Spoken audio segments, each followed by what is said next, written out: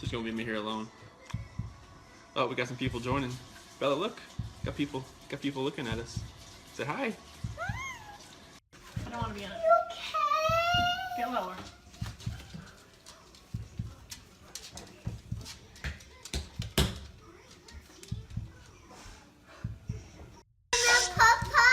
Tell them you love them. You're welcome. We love you. Say love you. Candy. Oh yeah, shoot, that's in here. Objectively say that this is perhaps the most inhumane and vicious crime that I have handled out of the thousands of cases that I have seen. And nothing less than a maximum sentence would be appropriate, and anything less than the maximum sentence would depreciate the seriousness of this offense.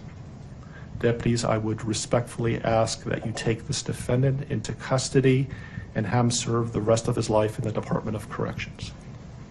We are in recess.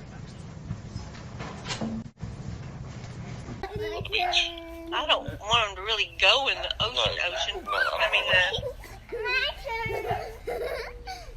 Ready, set.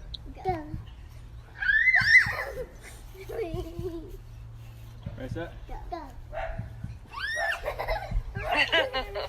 The pool opens in 2 weeks too. what's the degrees today? 85 last I checked. 120. Wow. No, Cece. Yeah. CC, get girl. Oh God. Oh my gosh, are you kidding? She can climb that fence. If this stillness holds you, a quiet gesture helps sustain these long-form investigations. Taking a Mr. moment Watts, to why like did the you kill video your or wife and 2 subscribe children? allows stories like this to be examined with the time and care they demand, bringing hidden truths into focus, one layer at a time. I just want them back. I just want them to come back.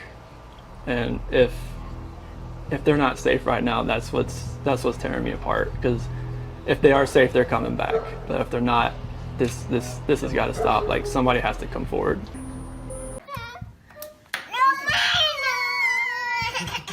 Girls.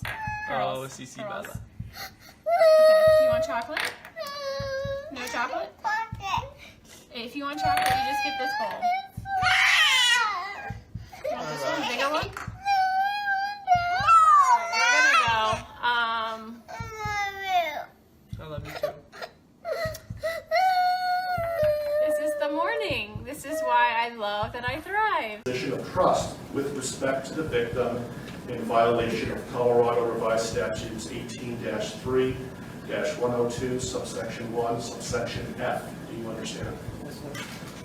Count 5 alleges murder in the first degree, a class 1 felony.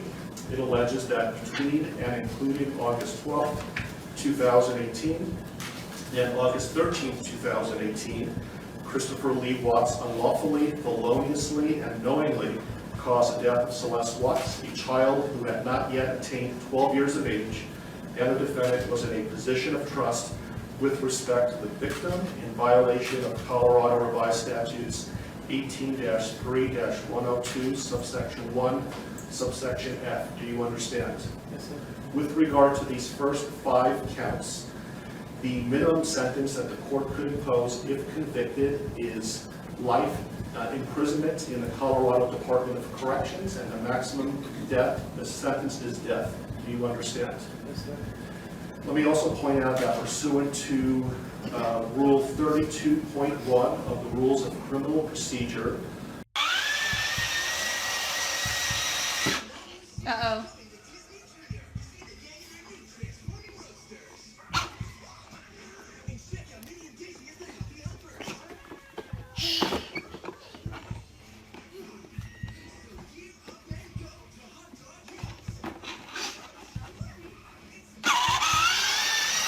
There's a wall, kid.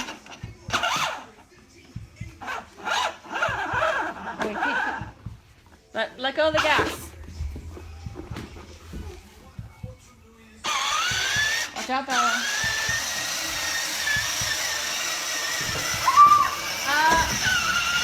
Mom.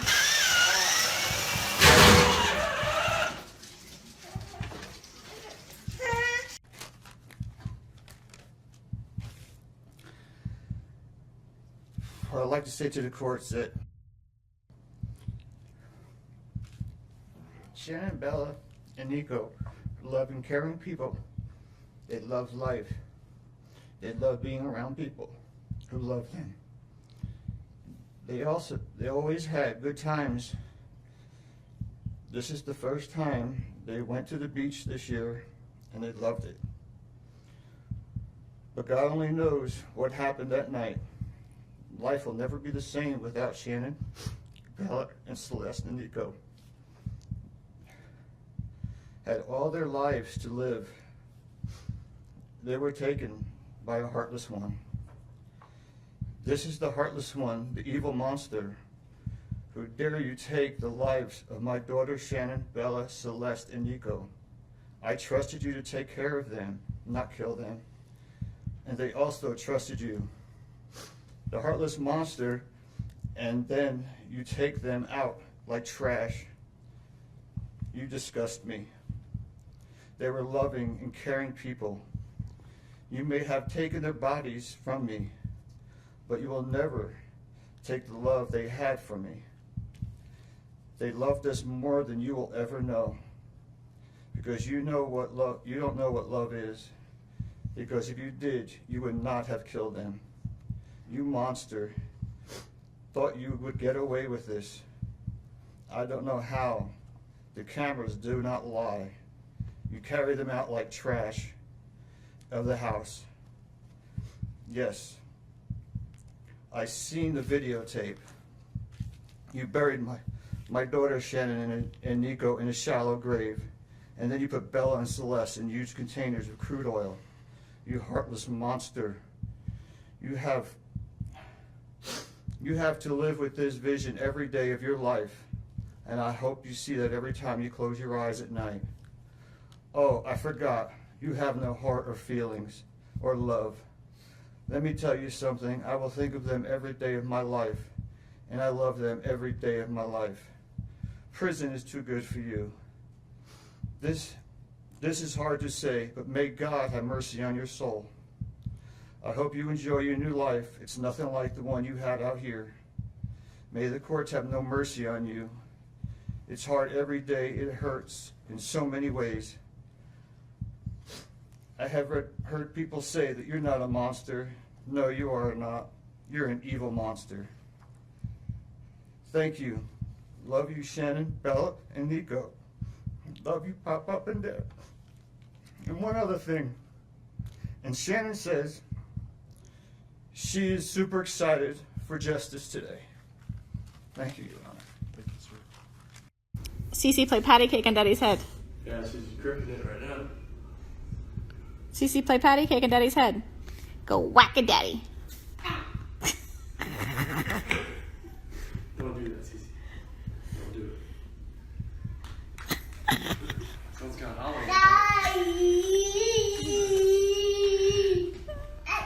Whack a daddy. Don't spit. Don't spit on Daddy, please. Oh, that's a shower.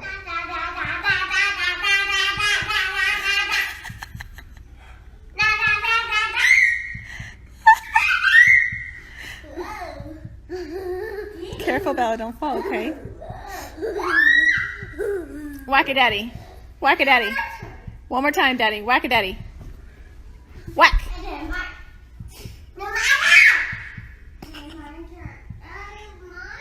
Before the sun fully breaks the horizon, the world can look unfinished.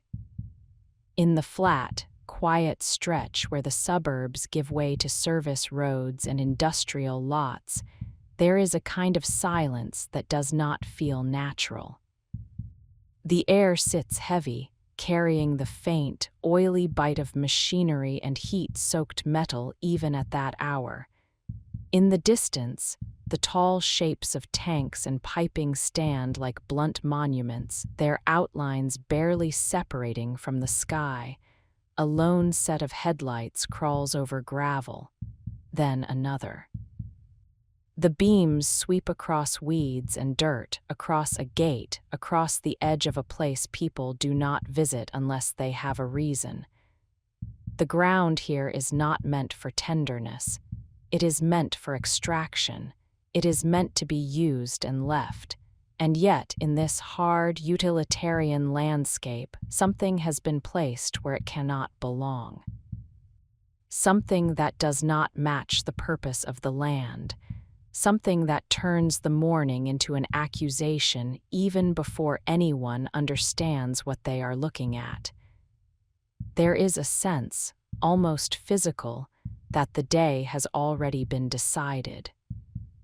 That what is about to be found will not be a surprise so much as a confirmation of the feeling that has been building in the dark. In the places where people live, disappearance is usually imagined as distance, a person gone somewhere else. A door closed, a car missing from a driveway, a phone unanswered. The mind tries to create space between the last known moment and the present because space implies possibility, but some disappearances do not create space at all. They create a collapse.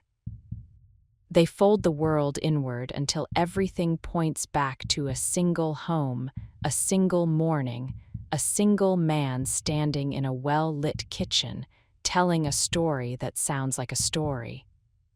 Frederick, Colorado in late summer is clean in the way newer places often are. The streets curve with intention. The lawns are trimmed. The houses sit close enough to feel like community but far enough to preserve privacy. The neighborhood has the look of stability, 2-car garages, neutral paint, windows that reflect blue sky.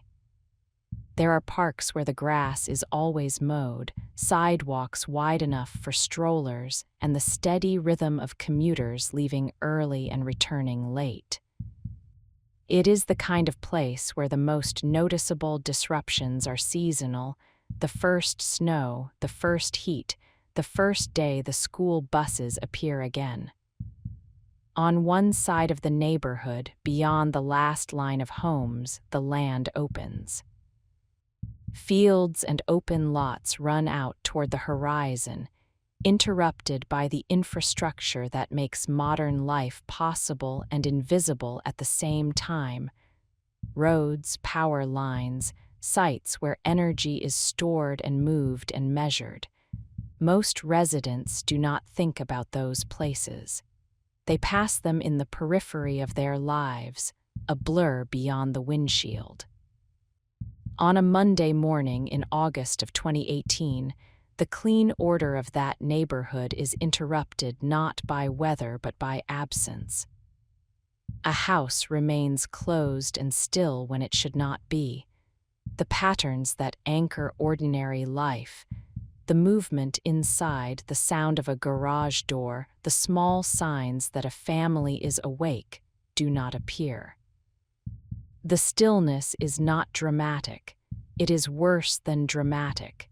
It is quiet enough to almost be missed. Inside that house lives a family that from the outside looks assembled in the way modern families often are, carefully, publicly, with images that suggest certainty. There are photographs that show smiles, vacations, matching shirts, children held up to the camera as if to prove the joy is real. There are videos that capture birthdays and holidays, the small performances of domestic life that become evidence later, not because they are unusual, but because they are normal. A woman with dark hair and a practiced brightness to her expression stands behind much of that public record, shaping the narrative of a life she believed in. 2 little girls, one older with a thoughtful face and wide eyes, the other younger with a quicker, more impulsive energy, orbit her like planets. And beside them, often slightly off-center, is a man with a careful smile, a quiet manner, and the posture of someone used to being agreeable. The family's names will become known across the country, but in the beginning, they are simply a family in a house on a neat street. Chris Watts, Shannon Watts, Bella Celeste, and the third child Shannon is carrying, a pregnancy announced with optimism and expectation, a future written as if the page cannot be torn. Chris Watts does not look like a man built for spectacle. He looks like thousands of other men in thousands of other neighborhoods, fit in a modest way, polite in a modest way, employed, married, a father. His face does not carry obvious volatility. His voice, when heard later in public footage, does not naturally rise. Even his expressions tend to settle back into neutrality, as if emotion is something he keeps on a leash. He has the reputation of being steady, responsible, reliable. A man who goes to work, pays bills, fixes things, shows up. That reputation is part of what makes the story possible, because a crime like this does not begin with violence. It begins with the slow erosion of meaning. It begins with decisions made quietly, in private spaces, while the outer surface of life remains intact. It begins with the ability to appear normal long enough for other people to keep believing in the pattern. By August 2018, the Watts household is under pressures that are not unique but are, in combination, volatile. Money is a constant undertone: mortgages, bills, the cost of maintaining a life that looks prosperous. Work schedules are demanding. Health issues, real and perceived, have shaped routines and anxieties. The family's life is also entangled in a world where personal identity becomes performance, where success is displayed, where motivation and positivity are not just emotions but products. The house is filled with the normal clutter of young children, but it is also filled with the invisible weight of adult expectations. Shannon has a commanding presence. She is the kind of person who takes up space not by force but by certainty. She organizes, she plans. She speaks with intensity about goals, about family, about the future. She documents. The documentation is not incidental. It is part of how she lives. To document is to fix a narrative, to claim control over moments that would otherwise pass and vanish. Her social world is wide, her connections numerous, her confidence visible. She has friends who see her as strong, as driven, as the center of her family's orbit. Chris, by contrast, is quieter. He seems to prefer responding rather than initiating.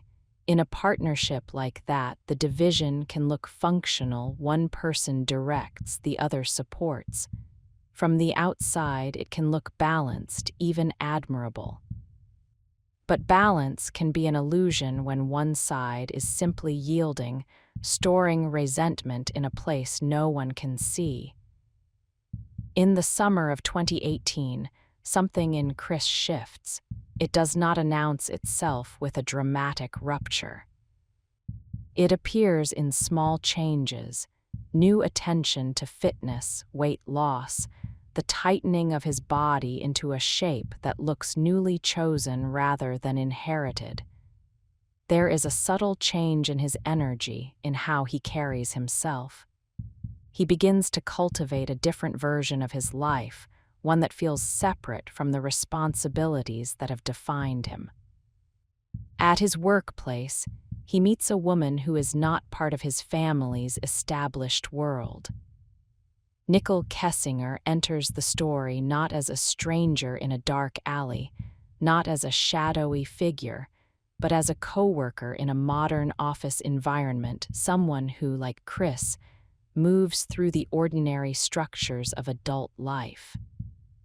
Their connection grows in the way these things often do: proximity, conversation, curiosity, the gradual creation of intimacy. It becomes something that exists in parallel to the family life Chris continues to inhabit. Affairs are often described as escapes, but escape is a misleading word. An escape implies a person is running from something external. What happens here is more internal.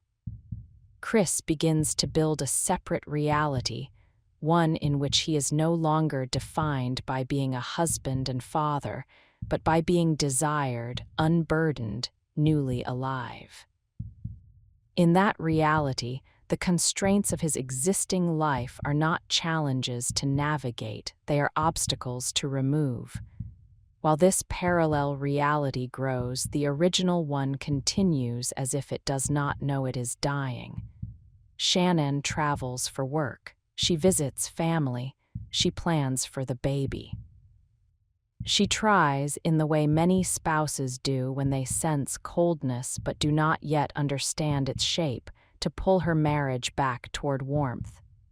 She notices changes in Chris' emotional distance, decreased affection, the sense that he is present only in body. She worries.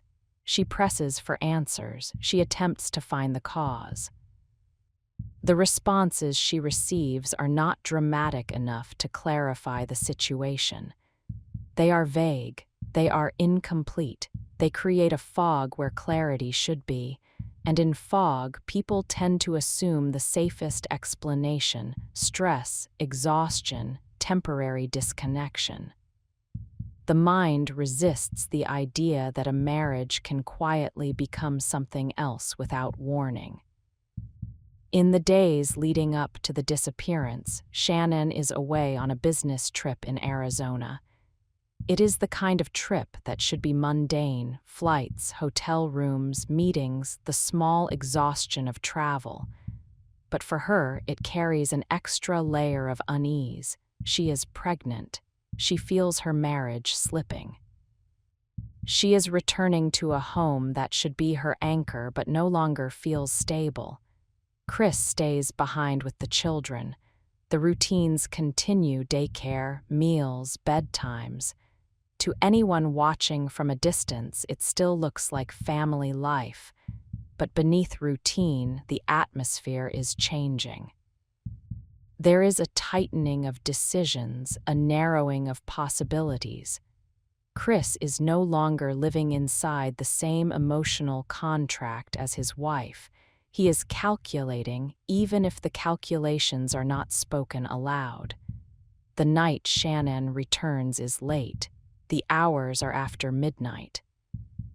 The neighborhood is quiet. The streetlights cast pale pools of light on empty pavement. The house sits dark and still, the kind of darkness that suggests everyone inside is asleep. A car arrives. A door opens and closes. A woman moves through the threshold with the fatigue of travel. She carries the usual things, bags, a sense of being worn down. She steps back into the life she has built. What happens inside after she enters is the center of the story, but it does not announce itself with noise that carries beyond the walls. The neighborhood does not hear screams. The street remains calm. No one comes running.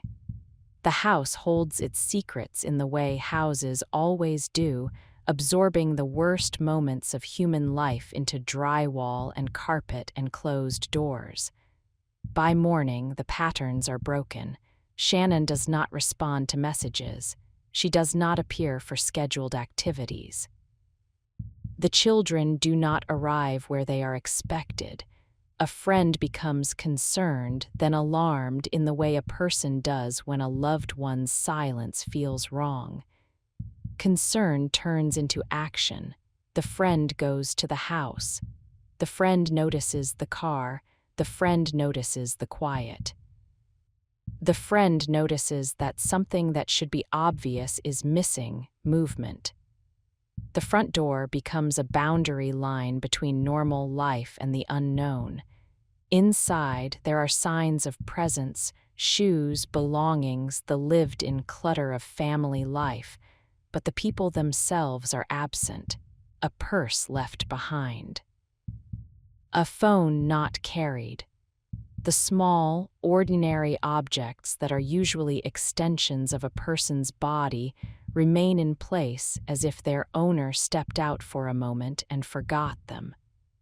It is difficult to explain the terror of that kind of absence to someone who has not felt it. It is not the fear of a violent intruder. It is the fear of a logic. The mind keeps trying to arrange the facts into a coherent story, and it cannot. A pregnant woman does not simply leave without her essentials. Two small children do not simply vanish without trace. The absence is too complete, too abrupt.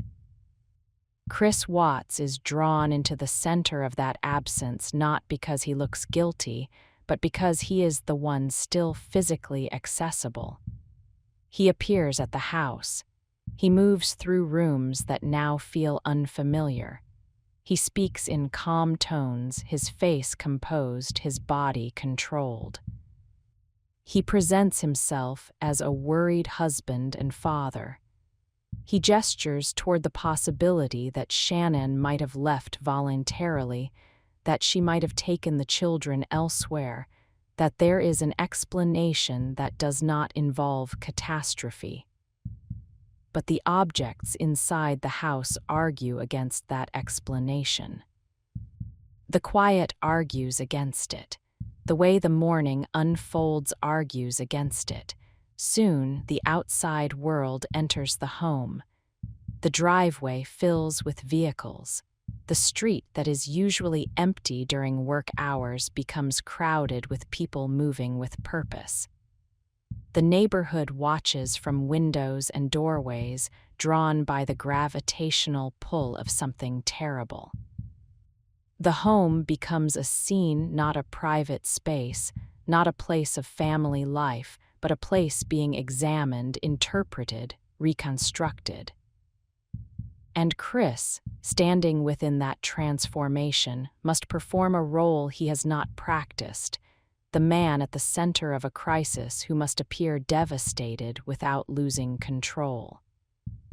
In footage that will be seen later, his body language is small and contained. He folds his arms. He rocks slightly.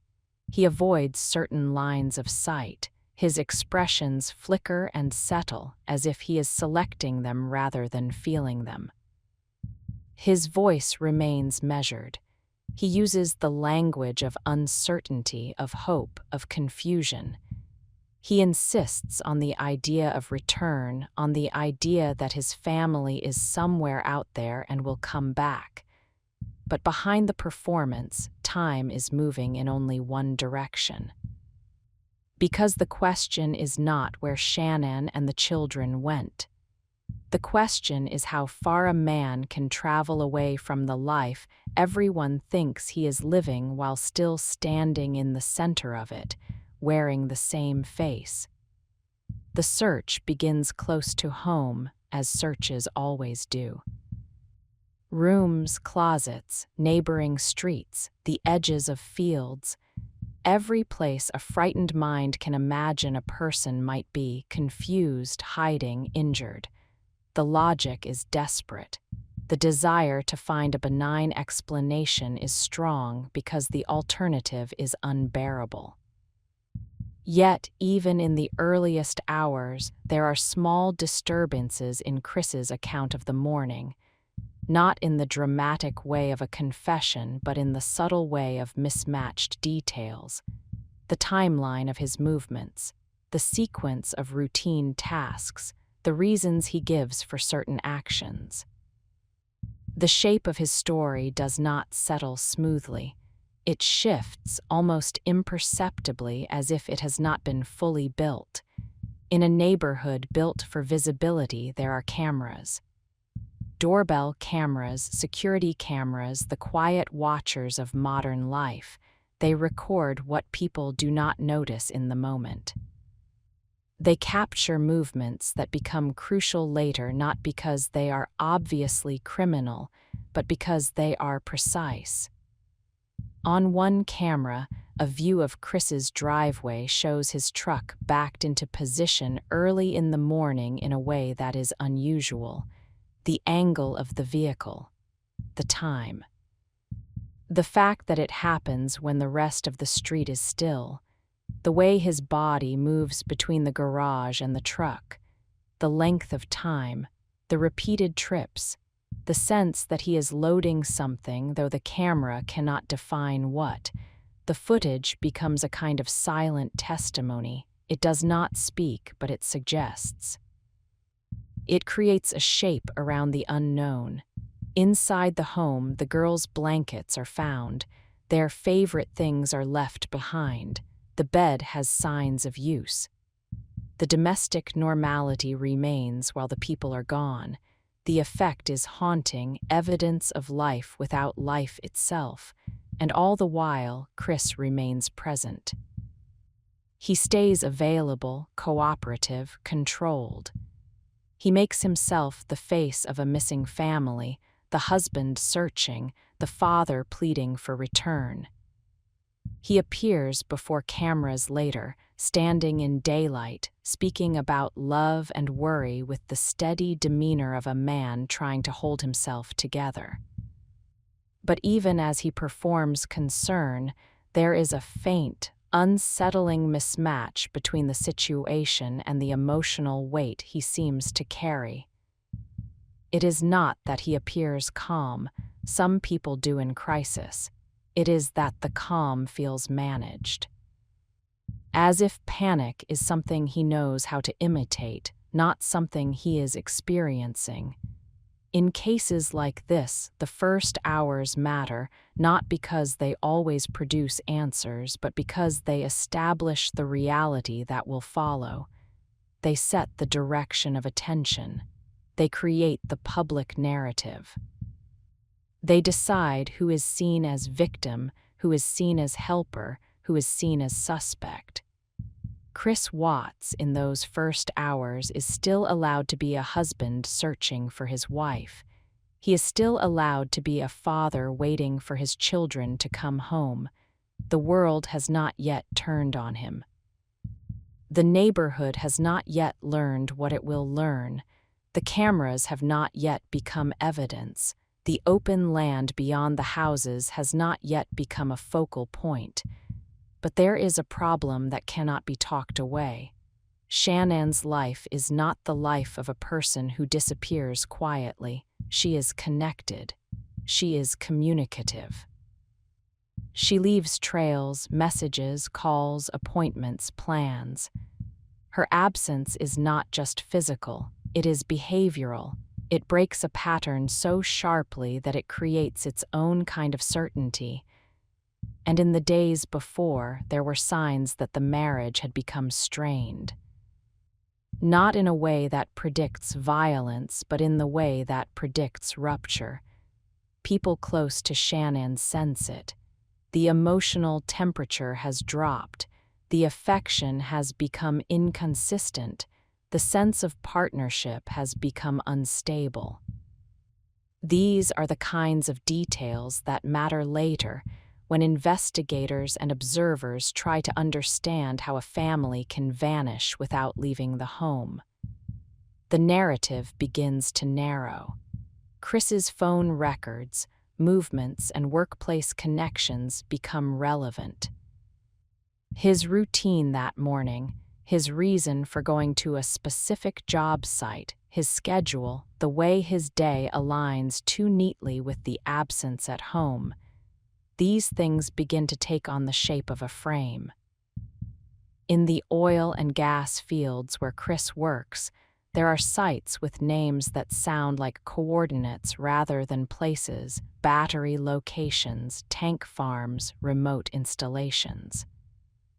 They are functional spaces, often isolated, visited by employees and contractors who check equipment, record data, repair problems.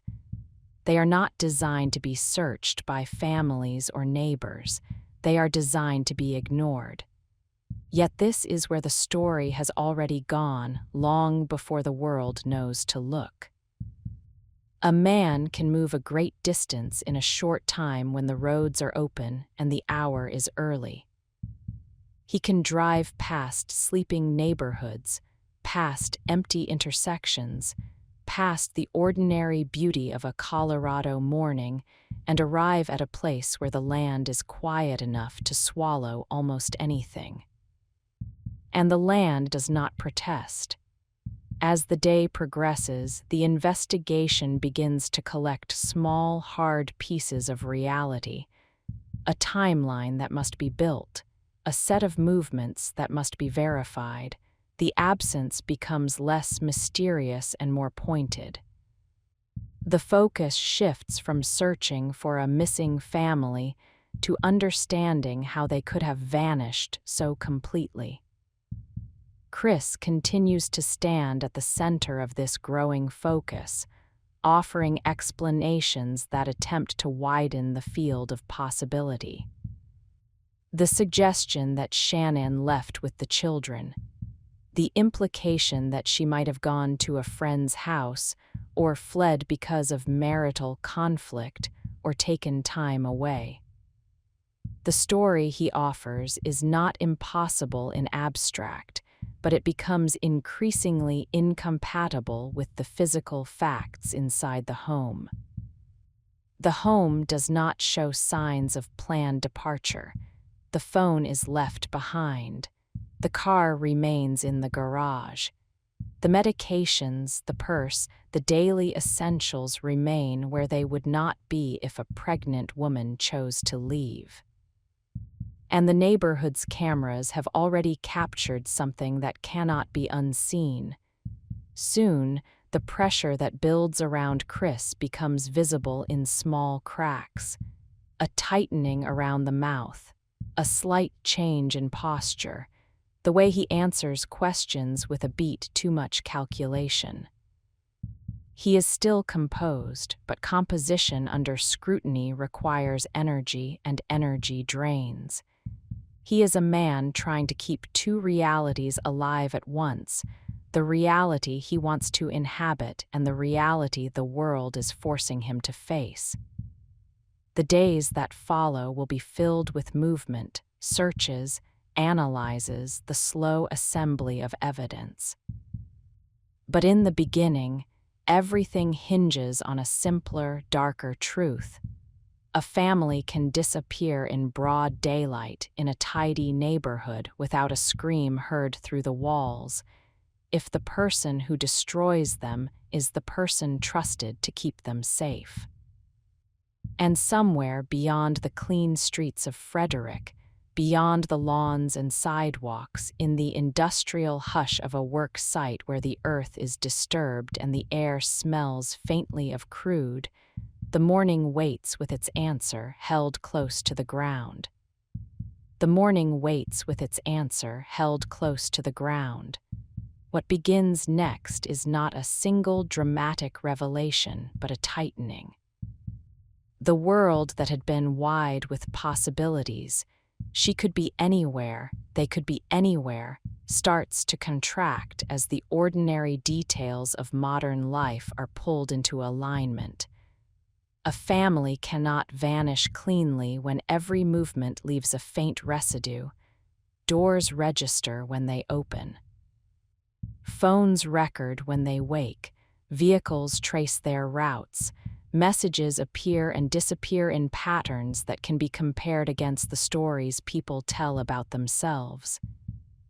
In the Watts home, the quiet is not empty, it is organized.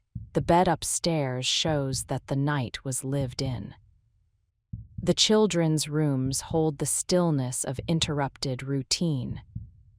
The kitchen holds the last traces of ordinary life, containers, counters, the quiet mess that small children create even when adults clean constantly. Nothing in the house suggests preparation for a departure. There is no packed bag hidden in a closet, no scattered effort of someone trying to leave in haste. The impression is not of a planned escape, it is of a sudden removal. Outside, time stamps accumulate like beads on a string. On the neighbor's camera, the early morning is preserved in a narrow view, the driveway, the street, the edge of the garage. The truck is backed in with care, positioned to bring its open tail close to the garage's mouth. A man moves back and forth in short trips, his body cutting in and out of the camera's frame. The sequence has a practical rhythm. It is not frantic, it is not confused. It has the feel of someone completing tasks, and the camera does not need to see everything to create meaning. It only needs to show that something happened when nothing should have been happening at all. At work, the day also records itself, schedules, logins, communications. GPS coordinates from a company vehicle that tracks its location by default, a route that begins in a neat neighborhood and ends at a remote site. The distance is not far in miles, but it is far in atmosphere. It is the distance between domestic life and industrial emptiness, between the softness of bedrooms and the hard geometry of tanks and valves. That site has a name that feels like a label rather than a place. It sits out away from houses, away from sidewalks, away from the expectation that anyone would look closely at what happens there. Its purpose is mundane and massive, to hold what is pulled from the earth, to separate, to store, to move, to measure. A place where the ground is disturbed and the air carries a chemical tang. A place where sound travels differently, flattened by open space. The timeline begins to suggest what the mind resists. Because if Shannon and the children did not leave on their own, then the absence must have been created. And if the absence was created, then the question becomes not where they went, but how they were removed without noise, without witnesses, without interruption. In the first days, the image of Chris Watts remains conflicted. He is still allowed the role of a concerned husband in the public eye, still framed by the language of hope and uncertainty. Yet the private process of investigation does not move on hope. It moves on friction. Stories are tested against data. Gaps are measured. Motivations are weighed, not as moral judgments, but as mechanical forces that explain motion. And a motive begins to form in the negative space of Chris's life. There are communications that do not fit a devoted husband's routine. A frequency of contact with someone outside the marriage. A pattern of secrecy that sits beneath the public performance of family life. A relationship that has been growing while the marriage has been weakening, one that offers the promise of a future unburdened by children, by debt, by responsibility. The existence of that relationship does not, on its own, explain disappearance. Many people betray without destroying, but it changes the emotional landscape. It reveals that Chris has already been living as a divided man. It suggests that he has been imagining a life that does not include his current family, not in a vague way, but in a practical way. What he would do, where he would go, how he would be seen. Meanwhile, Shannon's own communications show a person who is not drifting away. They show a person still tethered to her life, still planning, still worried, still fighting for clarity. Her concerns about her marriage are not abstract. They have been written, discussed with friends, revisited late at night. She has been trying to name the coldness that has entered her home, trying to understand why affection has become scarce, why a husband who once seemed compliant now feels unreachable. The contrast is stark. One person is leaning in, trying to hold the structure together. The other is pulling away quietly, letting the structure weaken. And then there is the physical problem that will not go away, the missing bodies. As the inquiry deepens, the pressure on Chris changes shape. The calm performance becomes harder to maintain when the questions narrow. His explanations begin to shift in small ways, not dramatically enough to count as contradictions to a casual listener, but enough to register as instability when compared against recorded facts. His timeline bends.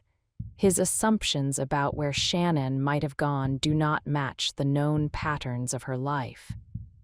His posture, once controlled, begins to show strain in tiny gestures, a hand to the head, a sudden swallow, a restless movement that breaks the illusion of ease. At some point, the process demands more than conversation.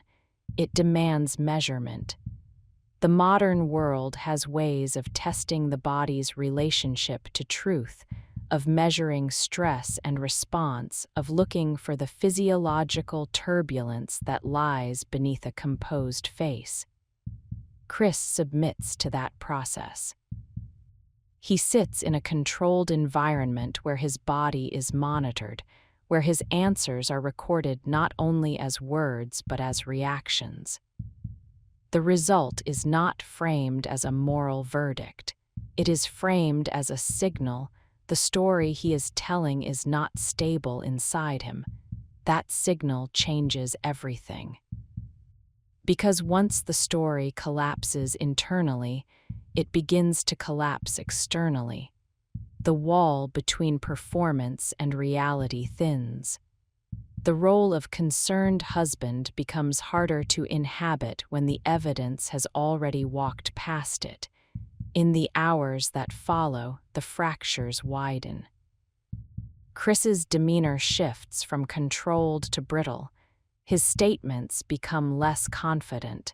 The need to maintain the narrative begins to conflict with the impossibility of maintaining it.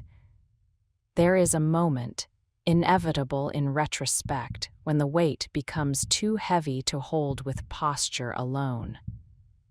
And then, in a room that is designed for truth to arrive slowly, he breaks.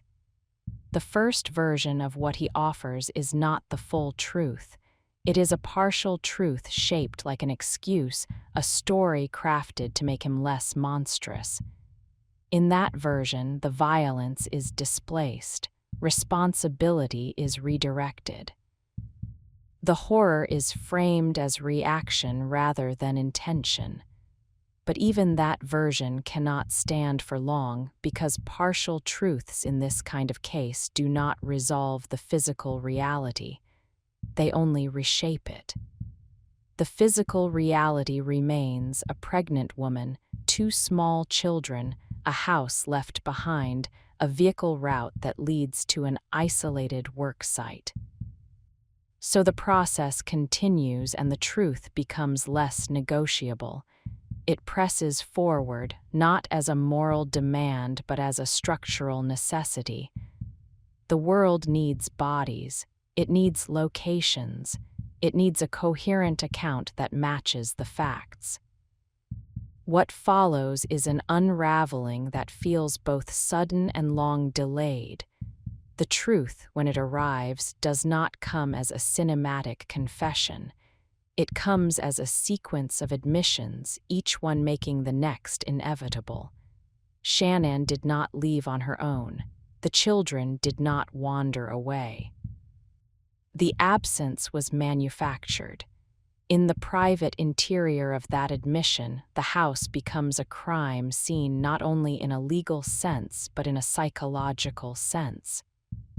The rooms are no longer rooms. They are stages where decisions were made. The bed is no longer a bed. It is a boundary line where one life ended and another began. Chris's life as a husband, replaced by the life of a man who has crossed into irreversibility.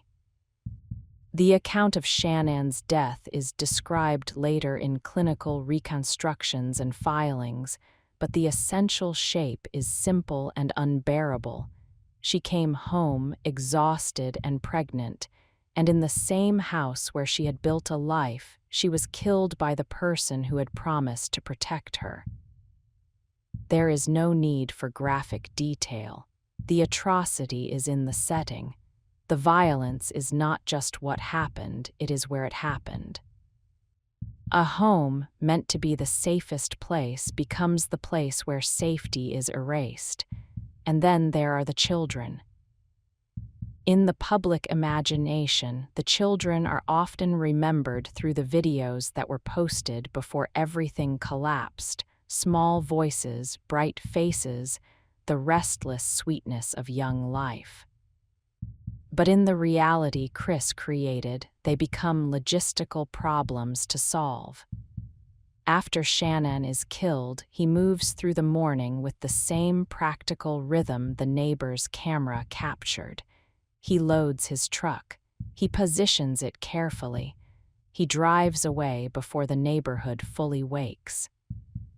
What happens to the children in the hours that follow is the part of the story that turns the stomach even when told without detail. Because it is not only murder, it is the betrayal of childhood itself. It is the transformation of innocence into something disposable. He takes them with him to the work site. The drive is long enough for the mind to imagine possibilities, regret, reversal, a sudden recognition of horror. It is long enough for a different man to stop.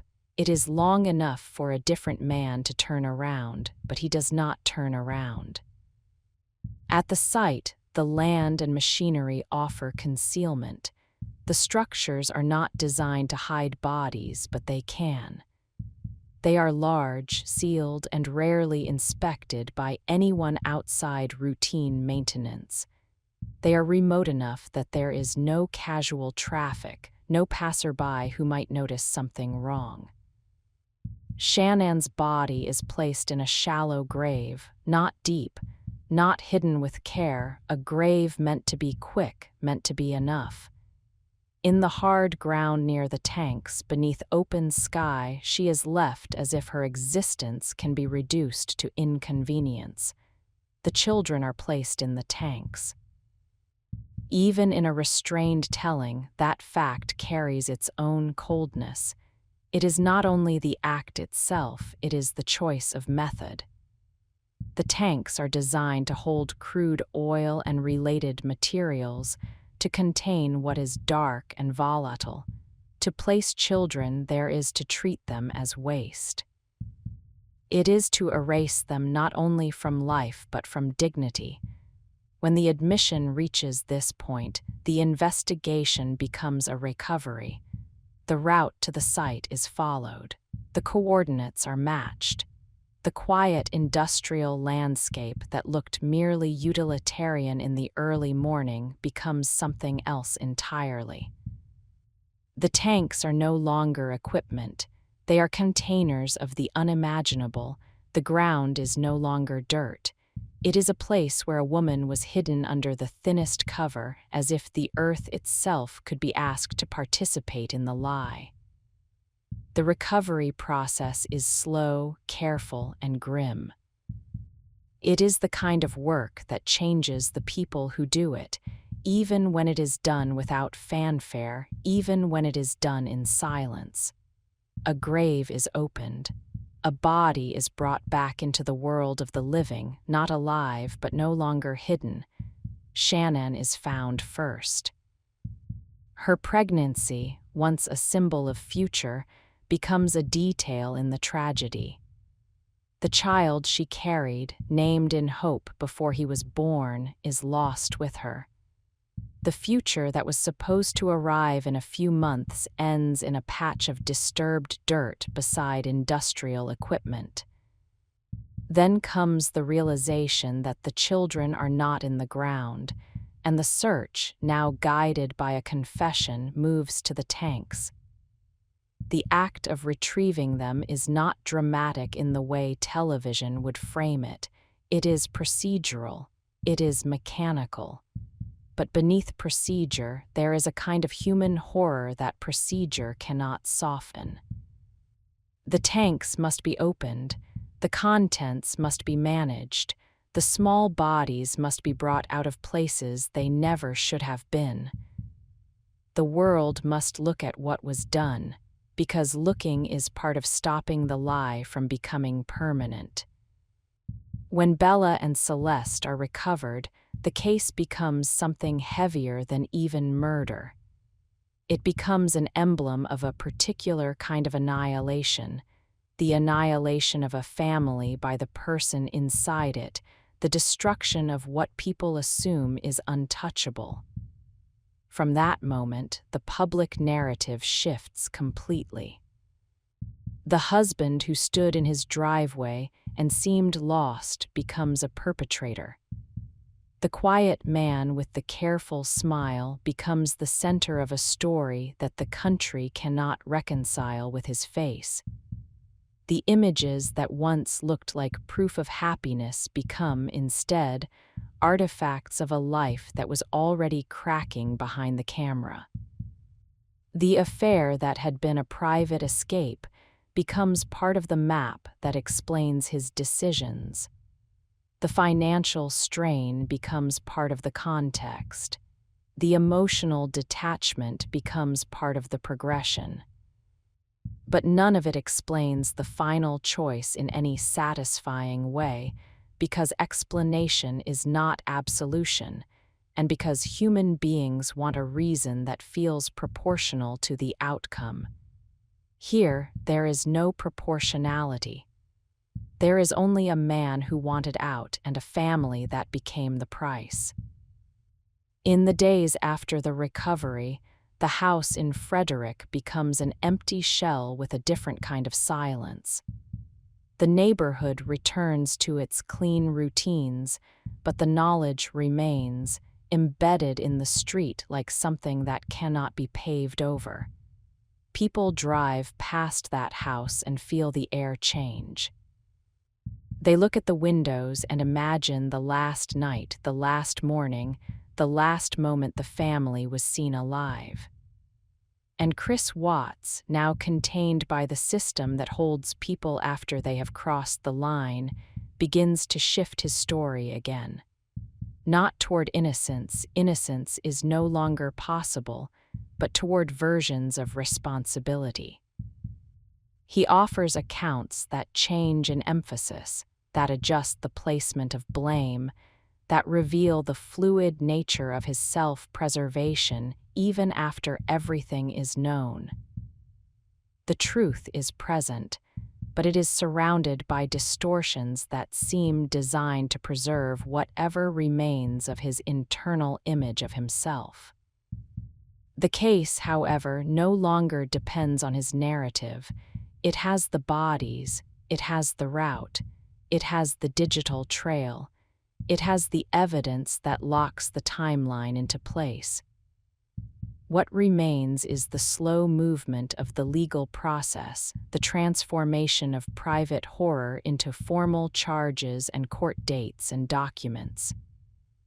The disappearance that began with a quiet house now moves toward a public reckoning, not in the form of catharsis, but in the form of procedure rooms with hard chairs, fluorescent light, restrained faces, and the heavy, suffocating knowledge of what the facts require.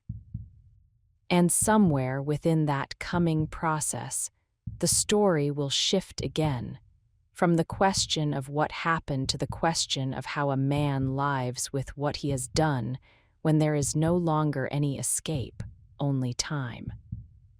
But for now, the truth sits in the rawness of the recovered bodies, in the disturbed earth by the tanks, in the ordinary suburban home that will never again feel ordinary, and in the quiet, unbearable certainty that the worst thing did not come from outside the family at all, but from inside it, wearing the familiar face that once smiled in photographs.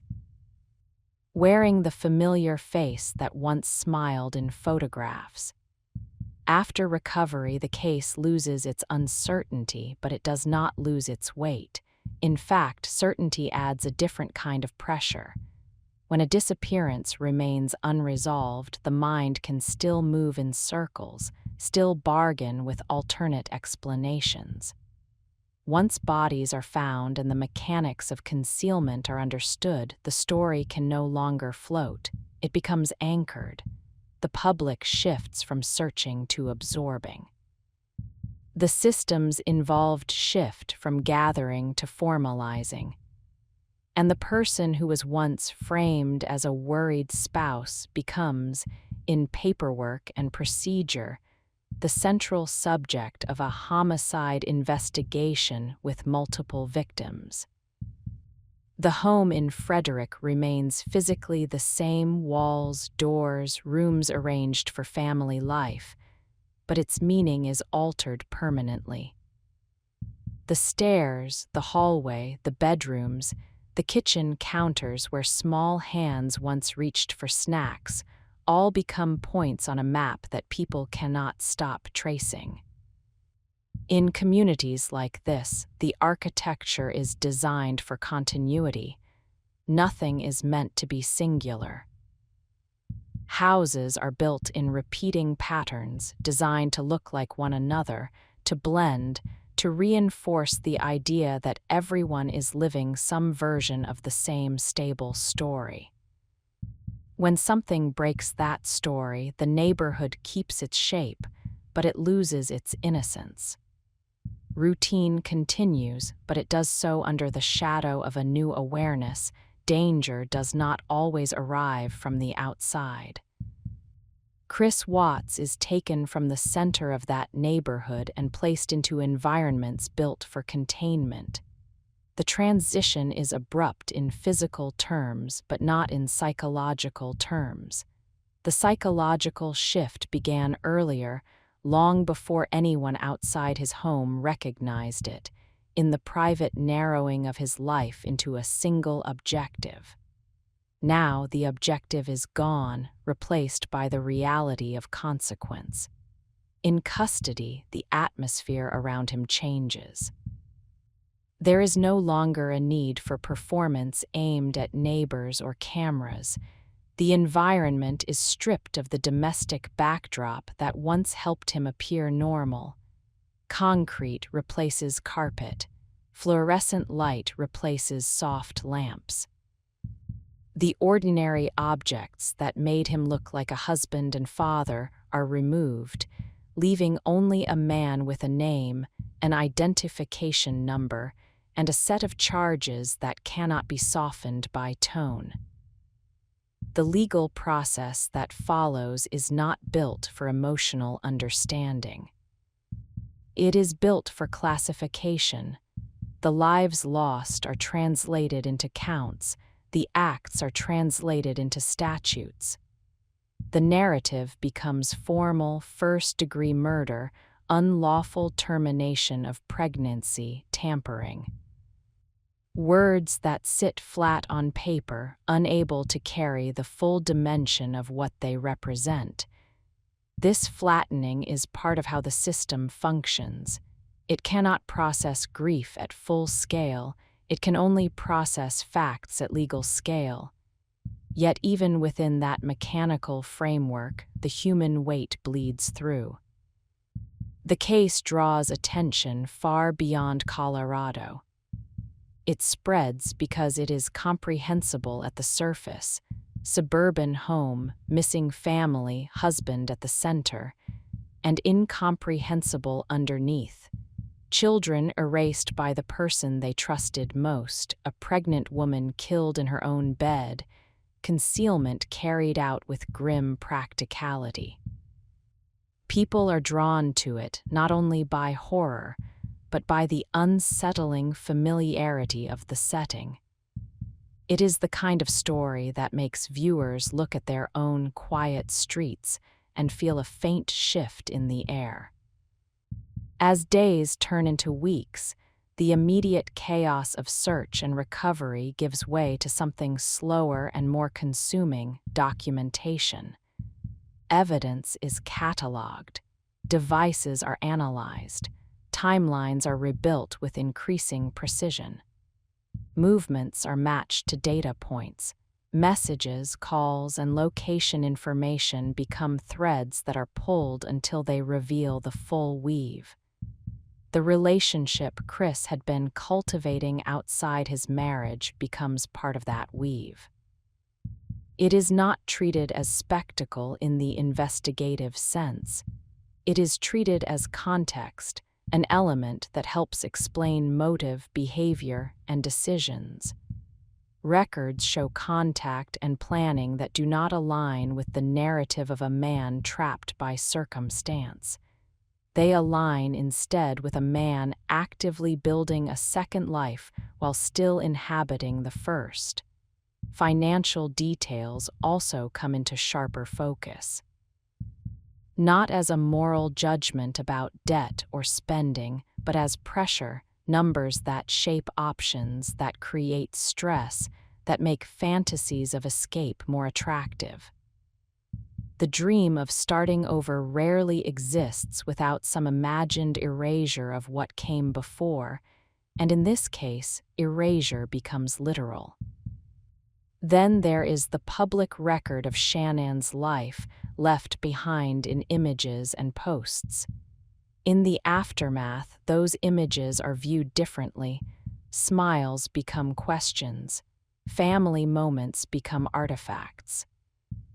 Viewers begin to search for signs of strain, as if strain could have been visible, as if a catastrophe can be predicted retroactively by examining the shape of a grin or the angle of a body in a photograph. It is a common impulse to believe that horror leaves footprints before it arrives. Sometimes it does, sometimes it does not. Often, the footprints are only recognized once everyone already knows where the path ends. For Shannon's friends and relatives, the transformation of her digital presence is especially cruel. A person who documented life becomes, after death, a person whose documentation is consumed by strangers. Her children's faces become public symbols rather than private joys. The family's story is repeated, dissected, replayed, as if repetition can create comprehension. In the legal system, however, repetition creates something else: inevitability. The strength of the evidence, combined with the recovery of the bodies and the admissions that led to them, removes the case from the realm of uncertainty.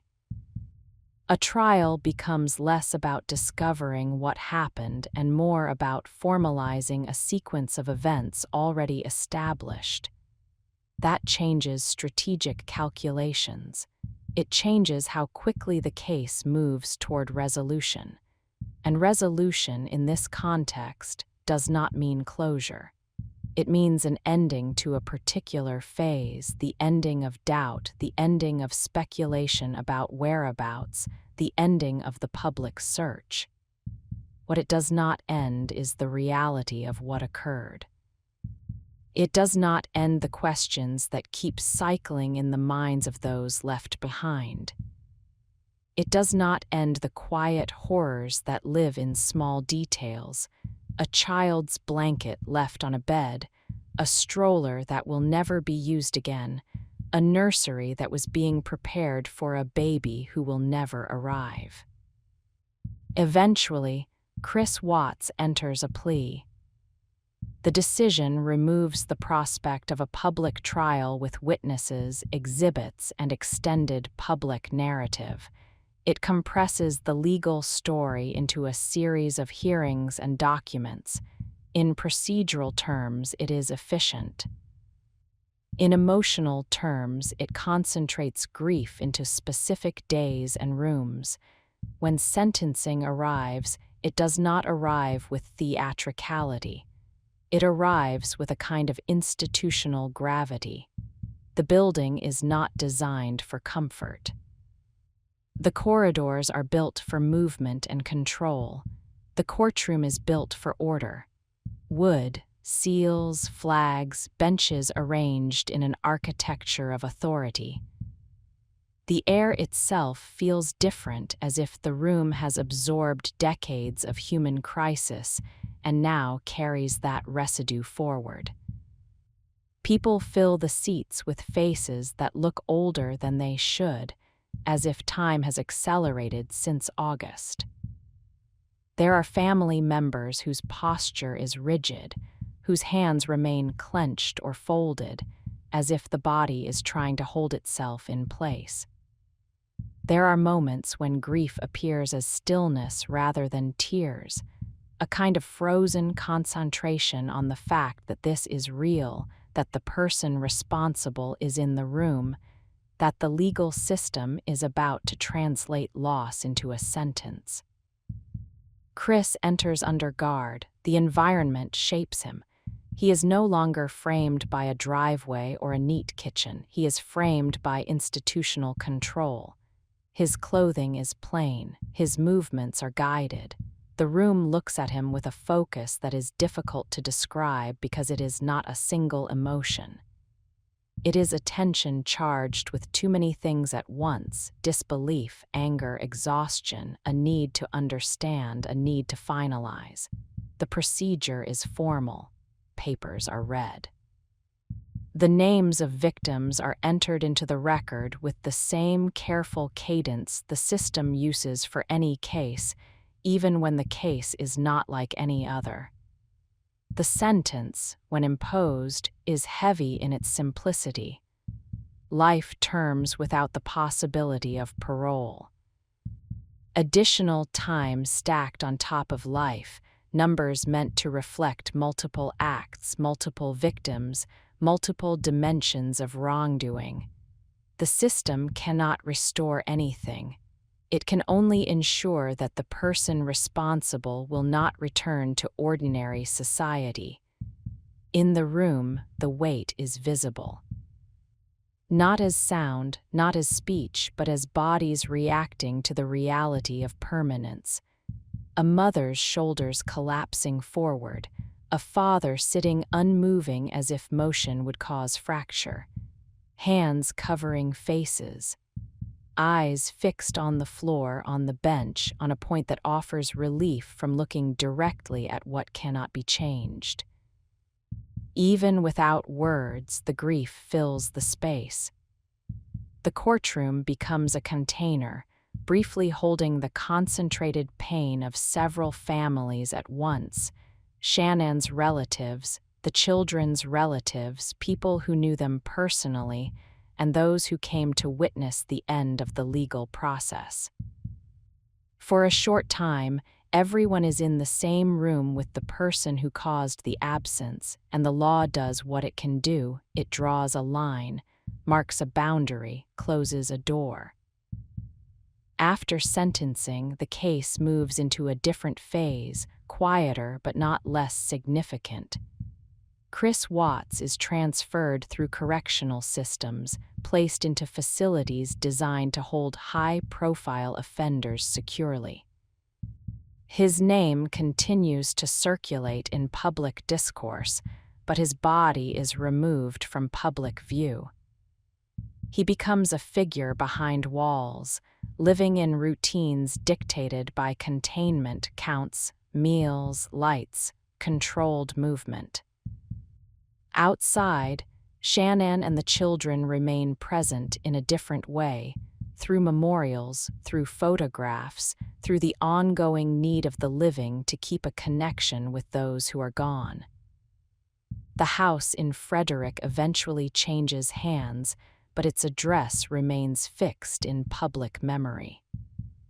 The neighborhood continues, but the story remains attached to it like a stain that cannot be scrubbed away. In the months that follow, new details emerge, not because the core facts are unknown, but because the human mind keeps searching for clarity, and because Chris himself continues to adjust how he frames what happened. He offers different emphases at different times. He shifts between versions of responsibility. The shape of his account becomes something observers argue over: what is true, what is minimized, what is omitted, what is altered for self-preservation, even in a context where self-preservation can no longer change the outcome. There is a particular kind of unease that arises when a perpetrator continues to speak about a finished crime, not with the goal of reversing it, which is impossible, but with the goal of controlling how it is remembered. In such cases, the crime becomes not only an act of violence but an ongoing struggle over narrative. The victims cannot correct the record. The living try, through facts and evidence and memory, to keep the victims from being reduced to the perpetrator's preferred version of events.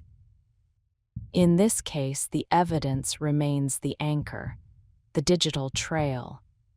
The route, the recovery, the legal record, these things do not change even if a story changes, but story still matters because story is how the public metabolizes horror. It is how people decide what lesson to draw, what warning to imagine, what sign to look for in their own lives.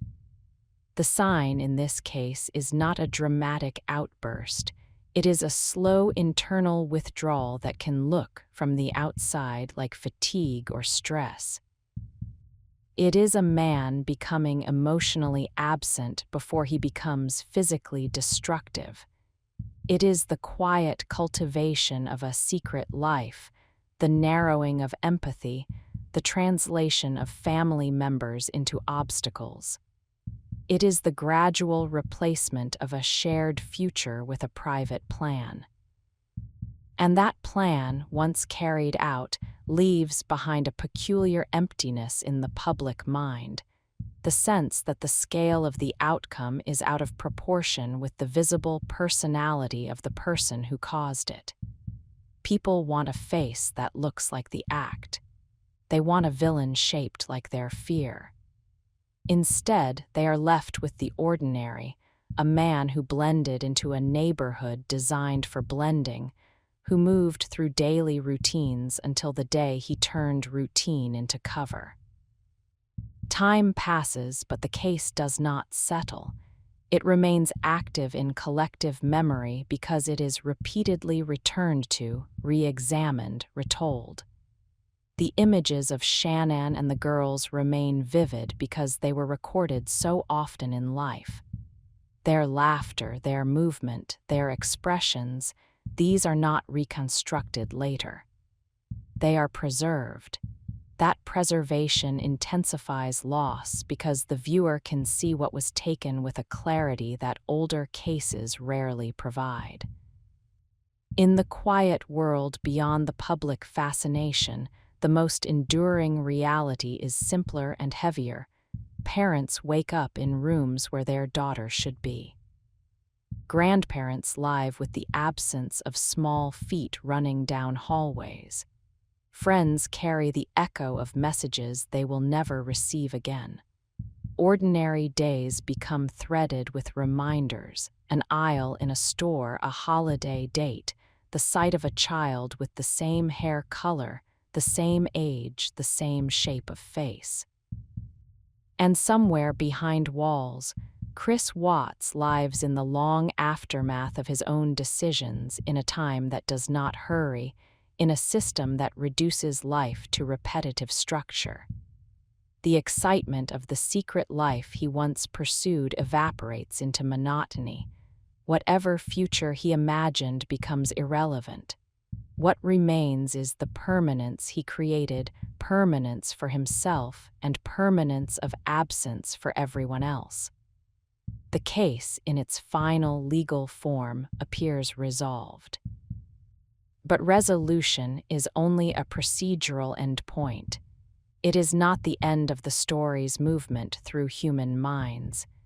It continues to move because it presses on an uncomfortable truth. The most devastating harm is not always preceded by obvious chaos. Sometimes it grows inside normality, fed by silence and concealment, until one morning the house is too still, and the objects left behind begin to speak more clearly than any person in the room ever could.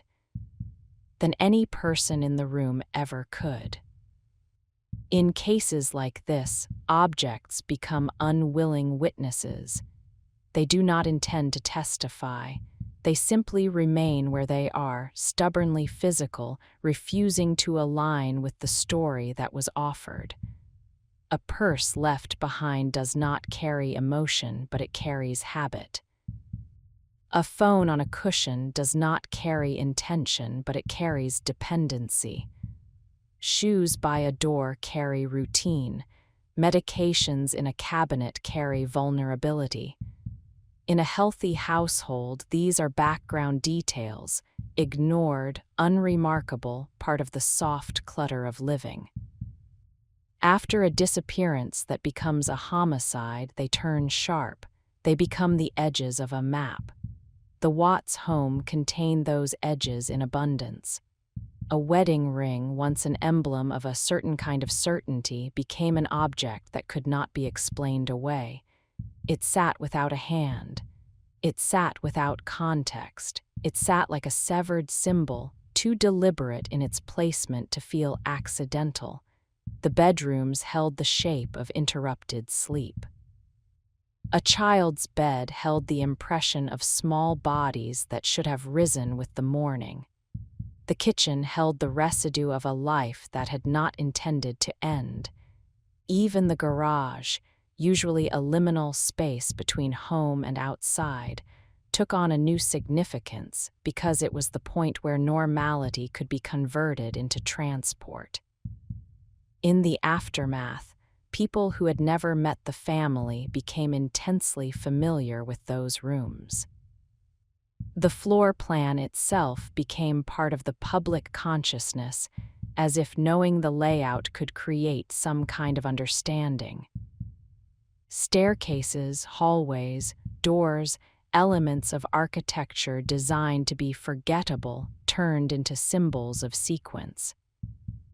A person could trace, step by step, the last ordinary moments and the first irreversible ones. But understanding does not come from floor plans. It comes, if it comes at all, from the slow examination of a human interior that cannot be seen. Chris Watts did not appear outwardly as a man built for violence. That outward impression became one of the central frictions in the public response. People look for a visible mismatch, rage, instability, a history that makes the outcome feel inevitable. Instead, they were left with a man whose surface suggested accommodation, who had been perceived as mild, who had been framed as dependable. The dissonance forced a different kind of scrutiny if the act was unimaginable and the man appeared ordinary, then perhaps the ordinary itself could be hiding something. The mind, confronted with that possibility, begins to override. It searches for premonitions in small gestures. It watches old footage and assigns meaning to expressions that may have been meaningless at the time. It interprets silence as warning. It interprets compliance as concealment. The result is a strange form of collective vigilance that often does not protect anyone. It simply teaches people to fear the quiet in each other. Yet there is a practical reality beneath the psychological hunger for signs. A person capable of this kind of annihilation does not need to look like a predator. He only needs to be willing to reduce other human beings to problems. That reduction can happen slowly. It can happen privately. It can happen while the person continues to eat dinner, drive to work, pay bills, smile for photographs. The violence does not always begin in the body. Sometimes it begins in the mind's language, in the way a spouse becomes a burden, children become complications, a future becomes an obstacle. Once that internal shift occurs, the rest can become logistics.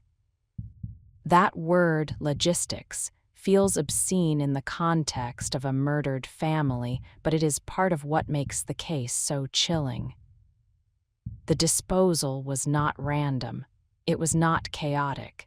It was integrated into a work routine, folded into a schedule, executed in a landscape chosen for practicality.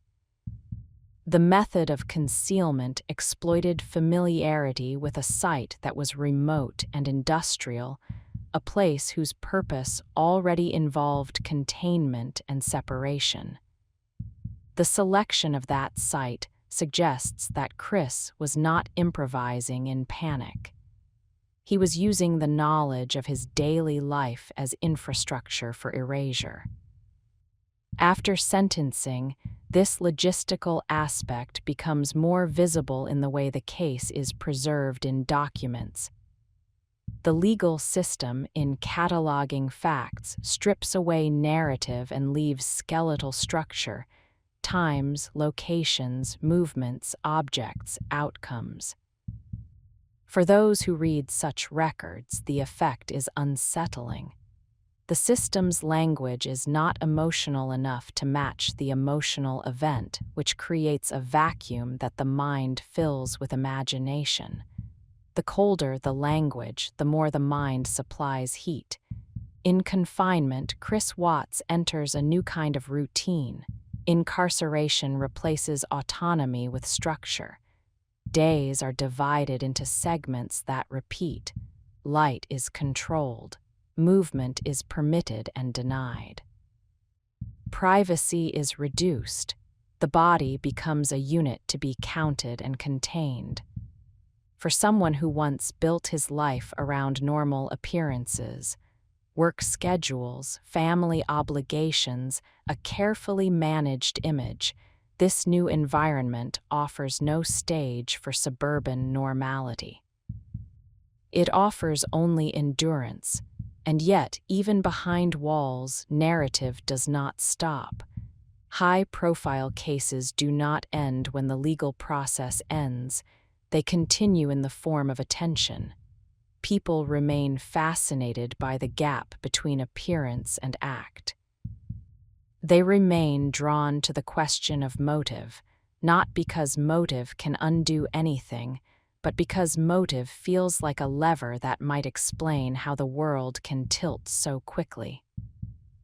Some follow the case obsessively, reading and rereading details, watching old footage, attempting to assemble a complete portrait. Others recoil and then return, as if the mind cannot resist testing itself against the worst thing it can imagine.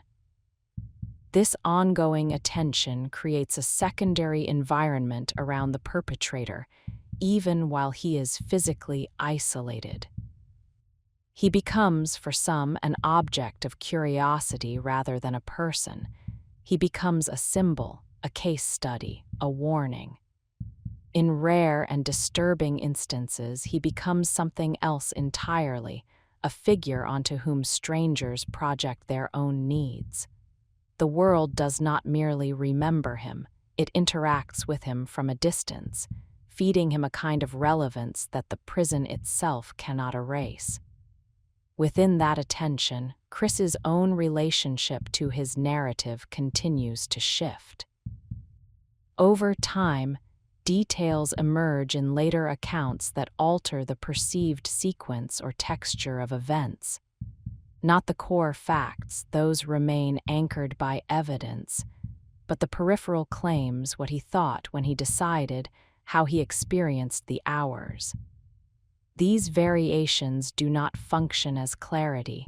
they function as disturbance. Each shift forces the public and the victims' families to confront the story again, to reopen a door that the legal process tried to close. The phenomenon is familiar in crimes of this scale. The perpetrator's mind becomes a contested space. People want it to contain an explanation that feels sufficient, but sufficient explanations are rare. The perpetrator may not understand himself in a way that satisfies the public's need for coherence, or he may understand and choose not to reveal, or he may reveal selectively, shaping the story to preserve some remaining internal image. In any of these scenarios, the outside world continues to interpret, because interpretation is what people do when faced with senselessness. Meanwhile, the victims' lives persist in fragments that do not move with the perpetrator's shifting narrative. Shannon's presence remains in recorded moments that are both comforting and brutal.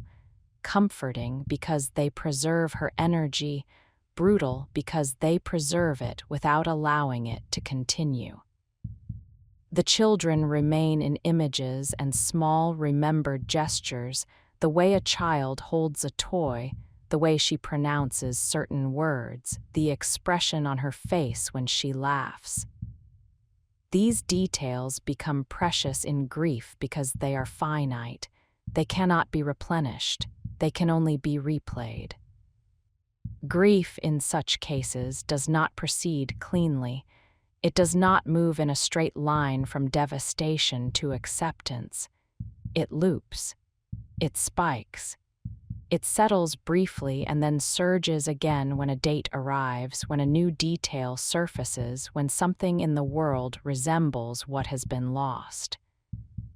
A holiday, a birthday, the first day of school that never comes, the months when a pregnancy would have progressed. Each of these is a silent marker that the mind registers even when it tries not to. The public often imagines that the legal endpoint delivers something called closure. In reality, closure is a word used by those who are not forced to live inside the absence. For those who are, the ending of the case file is not the ending of the case. It is the beginning of the long, slow life that must be built around an emptiness that cannot be filled. In the Watts case, there is also the additional cruelty of visibility. The story is not private. It is not confined to family circles. It is repeated in media, in discussions, in documentaries, in the endless churn of true crime consumption. This repetition can feel like a second violation, the intimate details of a family's destruction becoming a shared cultural object. Yet the repetition also reflects something else, the inability of society to accept that a family can be erased so quickly, so quietly, by someone who appeared unremarkable.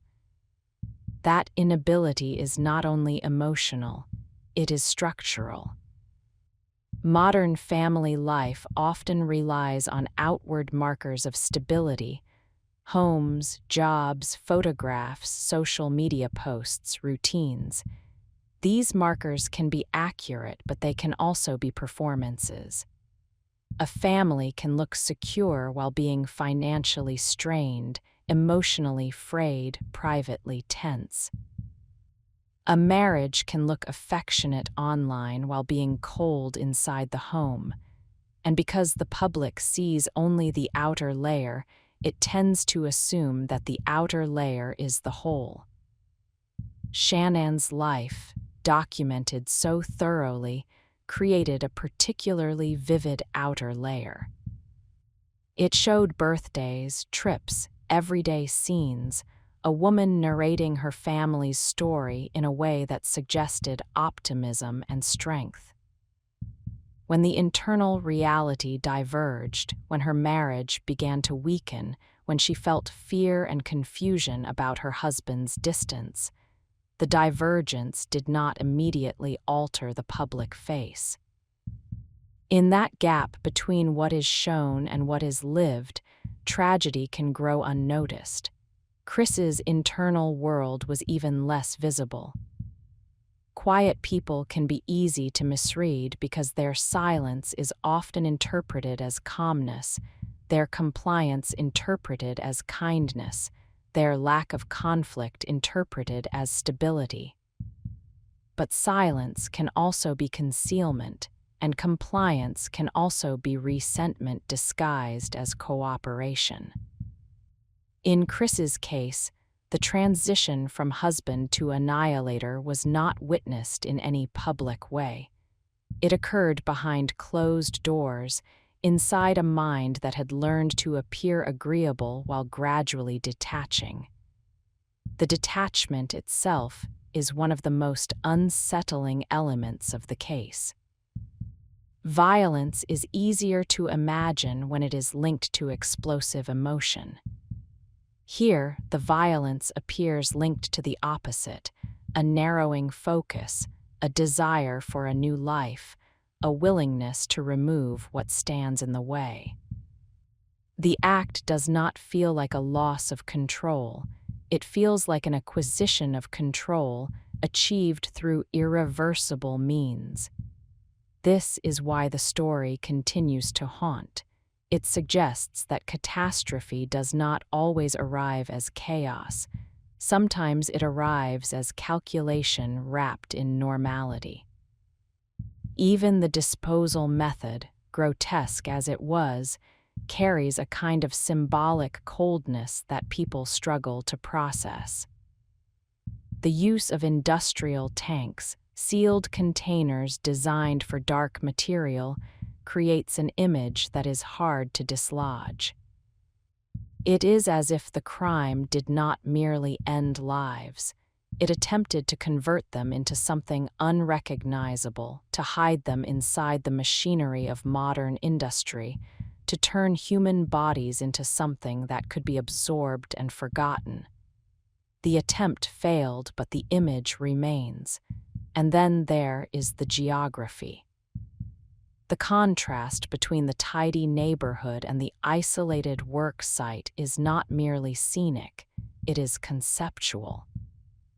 It represents two worlds that most people keep separate in their minds, the world of home, where life is supposed to be protected, and the world of extraction, where life is reduced to resources and process. Chris bridged those worlds in a way that feels deeply wrong. He carried the most intimate human lives into a landscape built for impersonal utility. When people return to this case repeatedly, they often return to that bridge. How did he drive that distance? What did the morning feel like? How did he move through those hours without stopping? The mind tries to imagine the interior experience of a man doing what he did, because imagining is a way of resisting.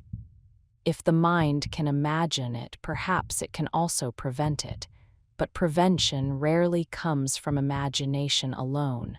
It comes from structures, support systems, interventions, accountability that are often absent until after the fact. The Watts case, viewed through this lens, becomes less a singular horror and more a harsh spotlight on how little people truly know about the private interiors of others. Friends may sense marital strain but not the depth of detachment. Neighbors may see a family and assume safety. Workplaces may see an employee and assume normality. The system of everyday social perception is built on trust by default, because without default trust, ordinary life becomes impossible. This case exploits that default trust. It shows how easily it can be used as camouflage. In the years that follow, the house in Frederick stands as a physical reminder, even as its occupants change. Homes are supposed to be resettable. Walls can be repainted, floors replaced, furniture rearranged. But memory does not repaint. An address can be sold, but the knowledge remains fixed in those who learned it. Some people will never look at that structure as simply a house again. It becomes a marker on an internal map, the place where a story turned irreversible. The oil site, too, carries a different kind of residual meaning. It is not a public memorial. It is an industrial location with ongoing function, surrounded by land that does not announce what it held for a short period of time. Yet for those who know, the site is permanently altered. Even if the tanks are replaced, even if the equipment changes, the coordinates remain associated with the act.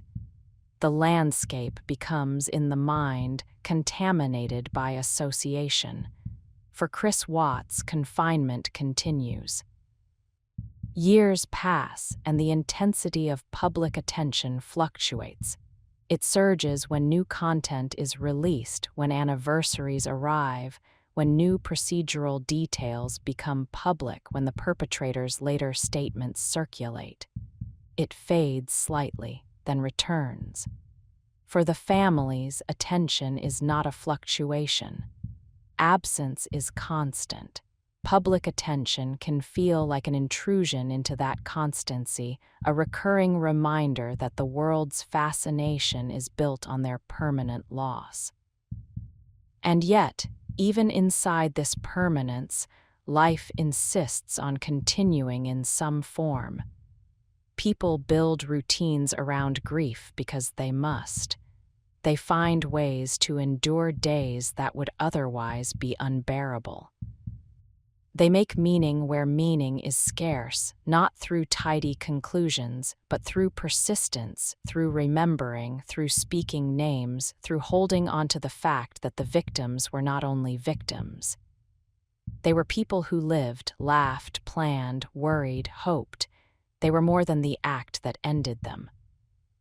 The case, then, becomes a strange dual object on one side, a procedural certainty in legal records, on the other, an unresolved emotional reality in the lives left behind. The legal system closes its file.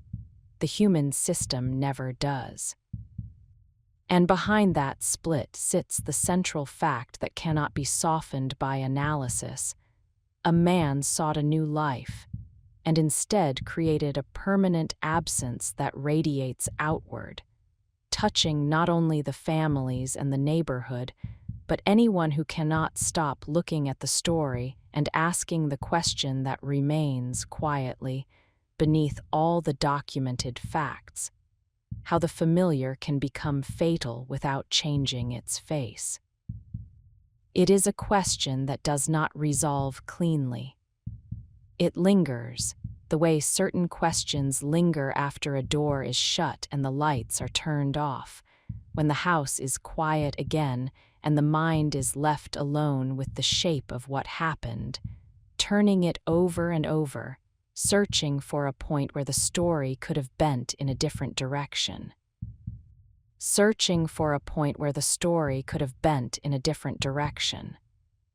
In the imagination, there is always a hinge, one moment that can be rewound, one decision that can be unmade. The mind returns to the last ordinary exchanges, the last documented smiles, the last routine gestures, and it tries to locate the instant when the future became fixed. It is an instinct rooted in self-defense.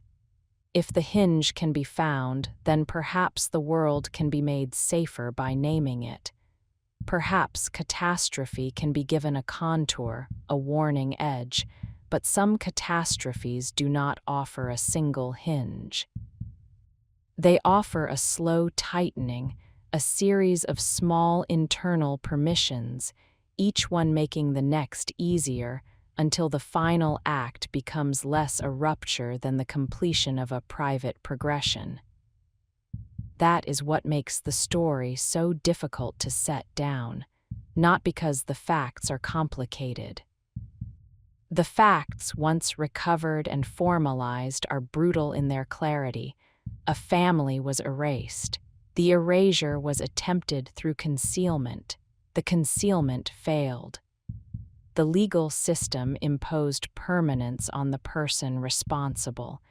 In terms of sequence, the case can be summarized in a handful of sentences. But human reality does not live in summaries. It lives in the residual spaces, the moments between actions, the interior decisions no one saw, the way a normal morning can be used as camouflage, the way a person can look into the face of someone who trusts him and still proceed. After the legal endpoint, time does not smooth the story into something manageable. Time simply stretches it. The public experiences that stretch intermittently. Attention returns in waves, pulled back by documentary treatments, by new releases, by the recurrence of dates. The case becomes part of a larger cultural pattern in which true crime is consumed as narrative, as puzzle, as cautionary tale.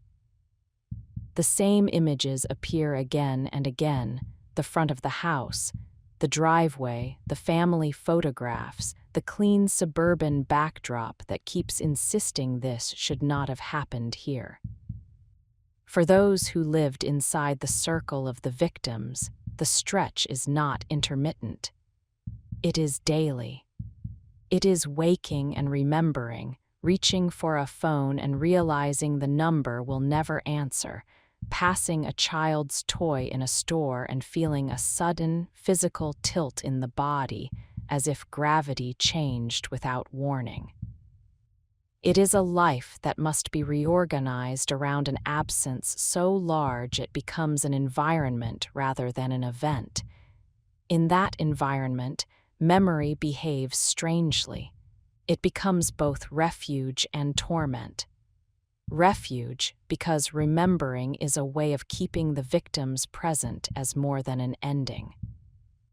Torment, because remembering is also a way of reliving the trajectory toward that ending.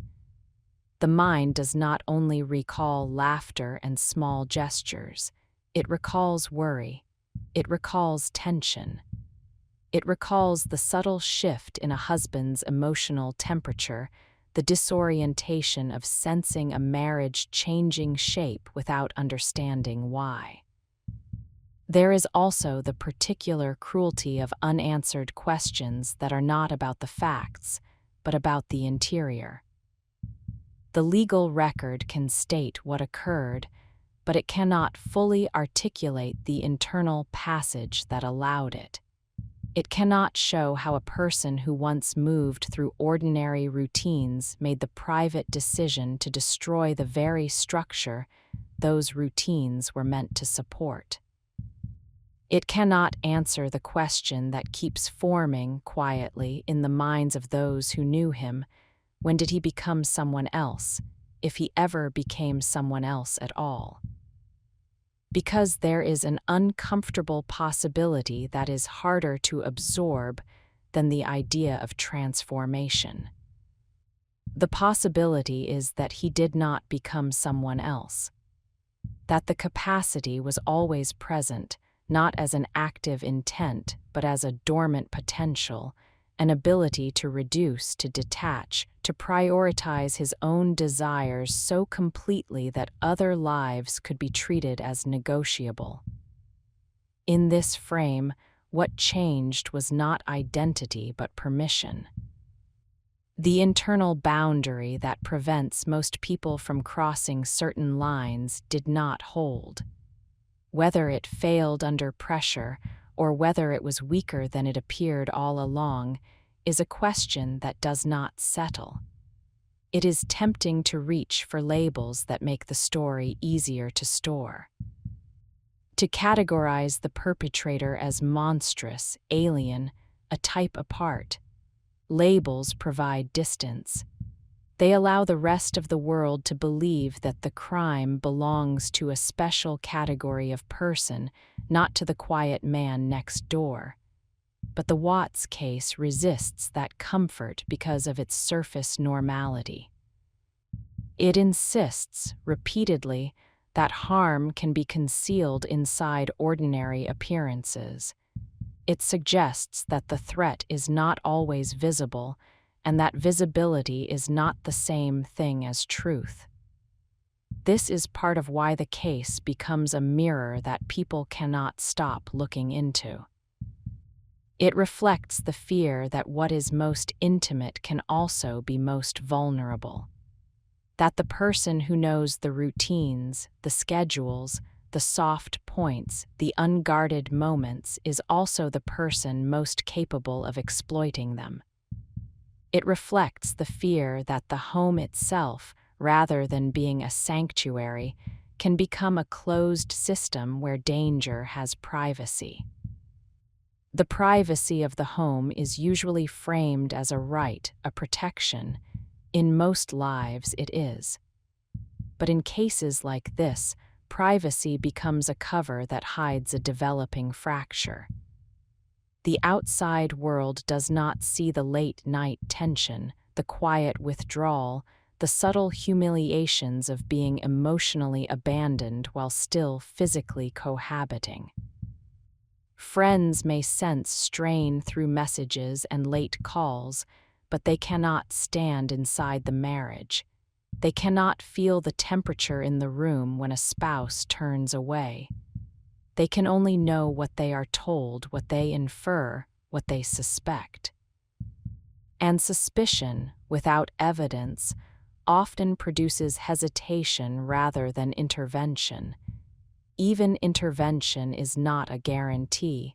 A marriage can be strained and still not be dangerous.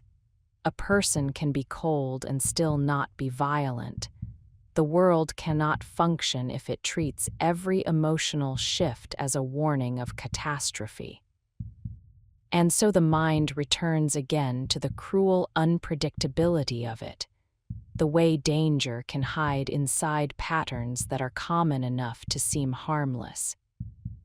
In the years after, the Watts case becomes woven into a broader constellation of similar crimes, the kind that are sometimes discussed in clinical terms because the clinical language offers distance.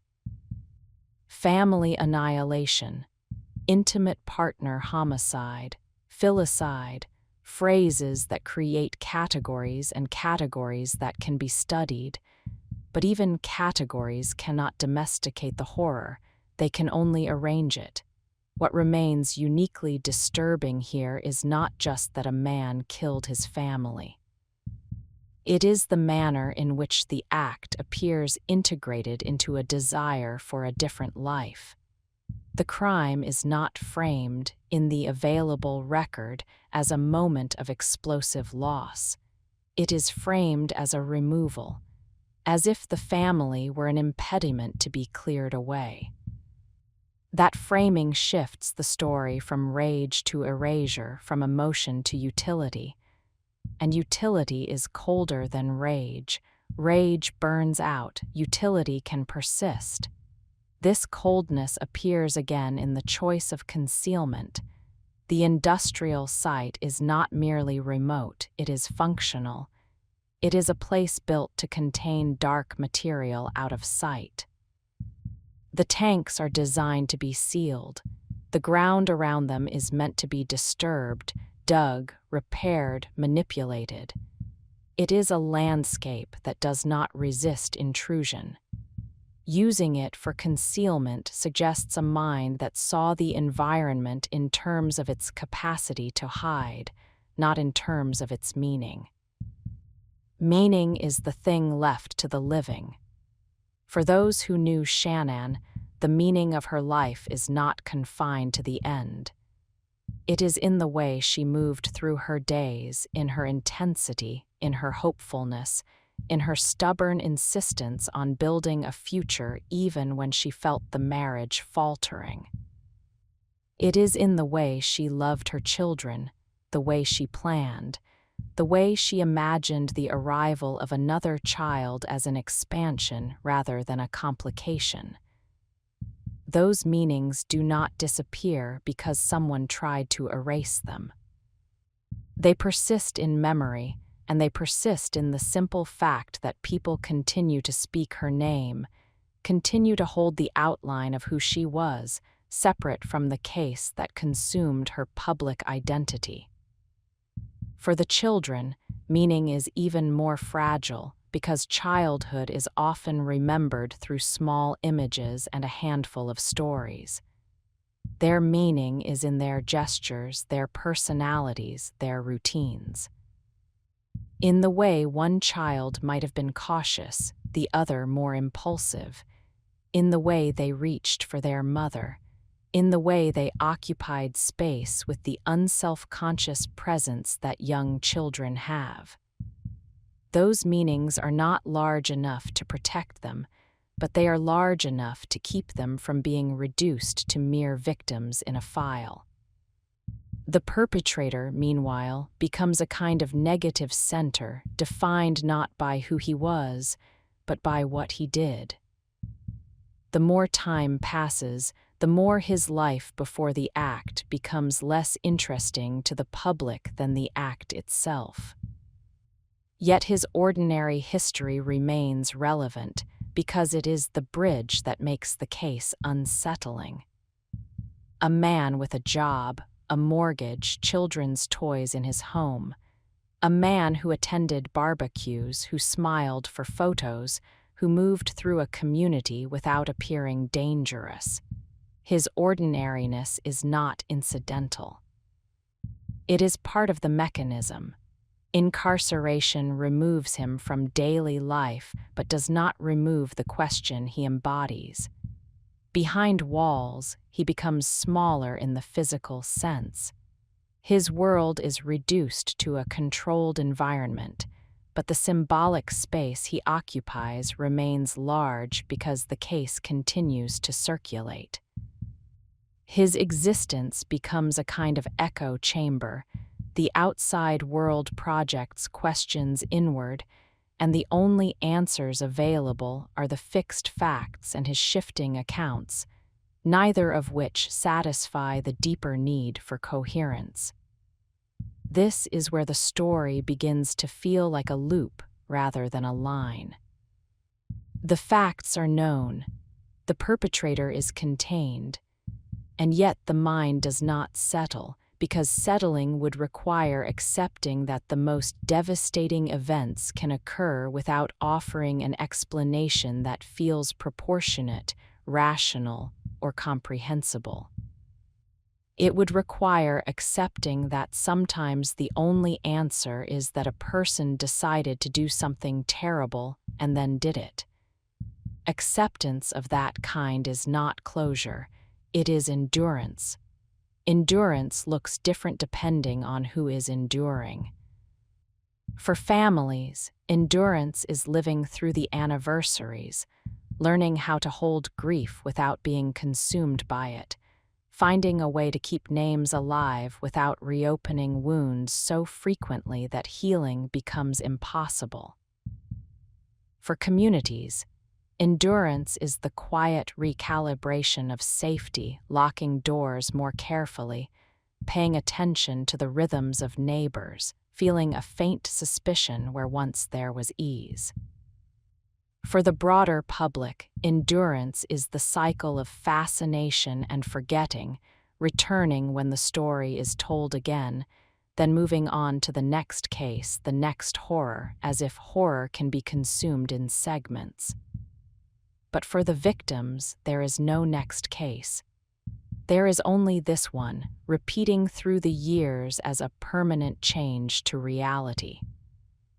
And somewhere in that permanence, there remains a subtle, haunting detail that is easy to overlook because it is so ordinary.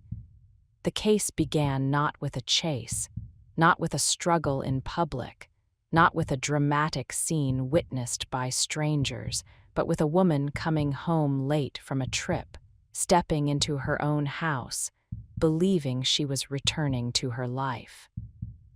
The betrayal is concentrated in that threshold, in the quiet trust of a person walking through her front door. The door closes, the neighborhood sleeps, the world continues. And the most private act of destruction unfolds in a space designed for family, leaving behind a stillness that the morning cannot explain, a stillness that will eventually pull in cameras and vehicles and documents and courtroom procedures, everything the public world uses to describe what the private world tried to hide. Even now, long after the formal sentence, that threshold remains an image that does not release its grip. The moment when a life still believes in continuity, when the future still appears intact just before it is taken apart, the point where normality becomes cover. The moment the house becomes too still before anyone outside can hear it, before anyone outside can stop it, while the darkness inside rearranges everything that will come after. While the darkness inside rearranges everything that will come after. Afterward, the world does not feel the impact all at once. It arrives in layers, like weather moving in from far away. First, there is the immediate shock, the abrupt reclassification of a home from private space to an address associated with death. Then there is the slower settling, when people begin to realize that shock is not a phase that ends neatly, but a new atmosphere that lingers. The objects from the house begin to travel. They leave in careful hands, placed into containers, sealed, labeled, moved through corridors that smell faintly of disinfectant and paper.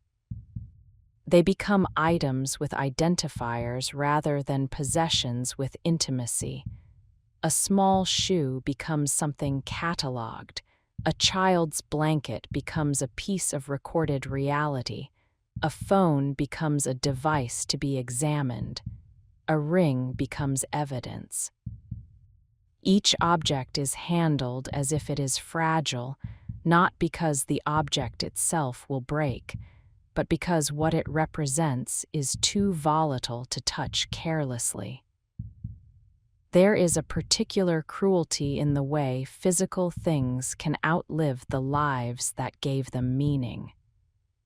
Children's clothing remains folded somewhere long after there are no children to wear it. A stroller remains in a garage, its wheels still clean enough to suggest it could be used tomorrow. A crib or bassinet sits unfinished, waiting for a baby who never arrives. These are not dramatic images in the cinematic sense. They are domestic images. That is what makes them heavy. They are so close to normal that they feel like an insult to the truth. The home itself becomes a container in a different way. It holds air that has absorbed the last hours of a life. It holds marks that cannot be seen but can be felt by those who enter with knowledge. Even after it is emptied, even after the furniture is removed and the rooms echo, the structure retains its role in the public imagination. People will later drive past it slowly, even years afterward, as if the act of passing is a way of verifying that it was real. The windows remain reflective. The siding remains clean. The roofline remains ordinary, and yet the address has become something else, transformed into a shorthand for annihilation. In the months that follow, there is a strange duality. On one track, the machinery of the system continues to move forward, files finalized, paperwork processed, evidence stored. On another track, the human aftermath expands. Grief does not remain in its original radius. It spreads outward, touching friends of friends, neighbors who never spoke more than a greeting, people across the country who look at the story and feel their own lives shift slightly, as if the ground beneath their assumptions has softened. The family's images continue to exist in a kind of suspended animation. A birthday recorded in bright colors, a child laughing at something small, a mother smiling with the practiced energy of someone determined to make life feel full. These images play again and again, and each replay carries the same contradiction, life captured at its most ordinary, now inseparable from death. For some, the repeated exposure becomes a form of numbness. The mind adapts, as it always does, because constant raw grief is not sustainable. For others, the repetition becomes sharper over time rather than duller.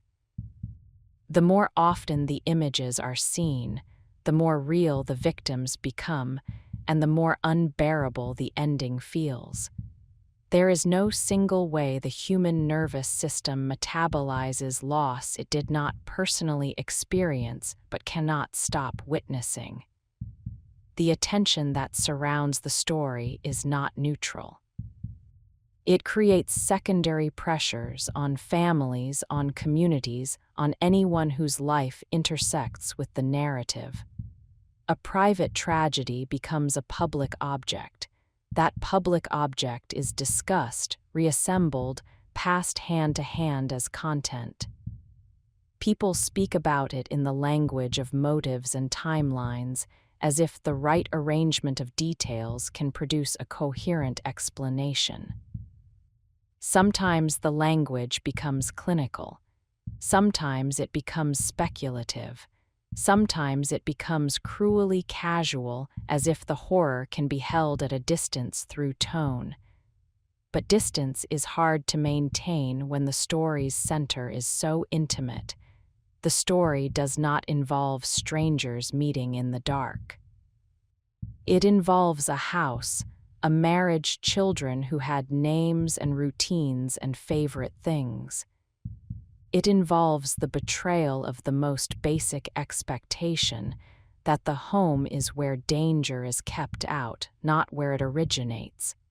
This expectation is not a sentimental idea. It is structural.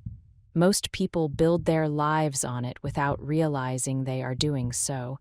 They leave their guard down at home because they cannot remain guarded everywhere. They trust the people inside because constant suspicion would make family life impossible. Trust is not only emotional, it is practical. When a story like this breaks into the open, it does not only destroy one family, it destabilizes that practical trust for everyone who watches closely enough. There is also the matter of time, which behaves differently depending on where you stand. For the public, time moves in bursts, headlines, updates, key moments, then a fade. For those inside the loss, time becomes thick.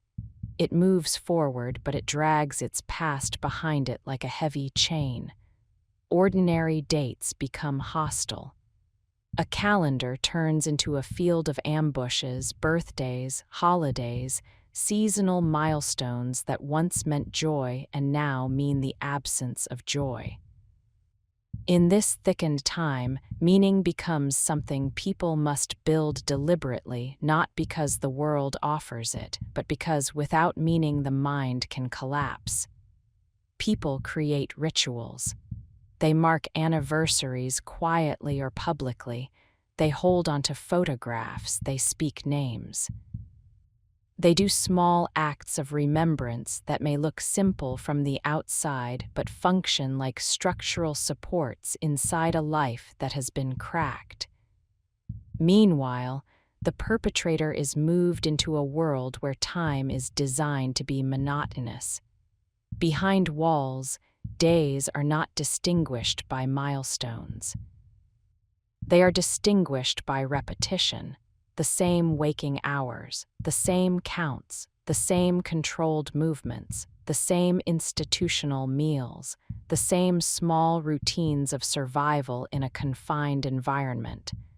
The novelty that drove the secret life, the sense of a new beginning, a new identity, a new future, does not exist there. The prison does not offer new beginnings, it offers long continuations. Yet even that continuation is not emotionally neutral.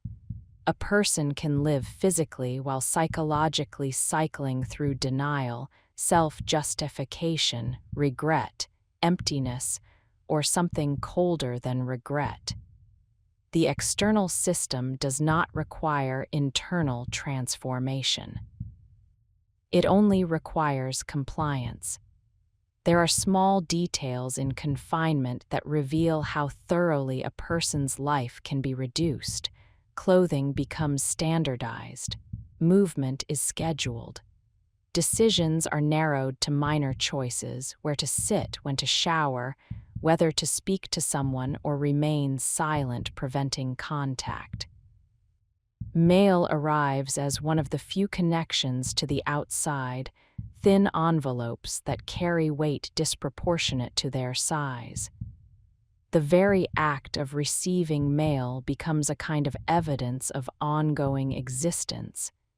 In a case like this, existence itself becomes controversial. The victims are gone, and yet the person who caused their absence continues to breathe, continues to wake and sleep, continues to move through days. That fact produces a particular kind of dissonance for those left behind, a sense that the world has misallocated its continuities. It is not an argument. It is a sensation like pressure in the chest. The system answers that sensation with structure rather than satisfaction. Life without parole is not a feeling. It is a condition. It means time will pass and the person will remain contained. It does not mean grief will resolve. It does not mean the past will stop intruding. It is an answer in the only language the system speaks: permanence through confinement. Outside the walls, the house remains an unresolved symbol. At some point, a house like that becomes a practical problem. It cannot remain forever as a shrine or a warning. It is real estate, it is property. It sits on a street where other homes continue to be lived in. Eventually, there are viewings. Eventually, there is the uncomfortable ritual of walking through rooms that have acquired an invisible history. People stand in doorways, look at the layout, imagine placing their own furniture, and feel the faint tremor of knowledge beneath the normal process of buying a home. Some will refuse to consider it. Some will consider it with rationalizations. Some will claim that walls are just walls. But even those who insist on neutrality often discover that neutrality is easier to declare than to feel. The mind holds onto what it knows. It brings knowledge into rooms even when the rooms are empty. The neighborhood, too, continues to recalibrate around the story. People speak about it in careful tones. Some avoid speaking at all. There is a subtle shift in how neighbors watch one another, more attention, less assumption. The most stable neighborhoods are built on the idea that nothing truly catastrophic happens there. When catastrophe happens anyway, the neighborhood does not collapse, but it does change. It becomes aware of its own fragility. Years pass, and yet the story retains its grip, because it is not only about the act, it is about the transformation of a man's role into its opposite. Husband becomes killer, father becomes destroyer, provider becomes eraser.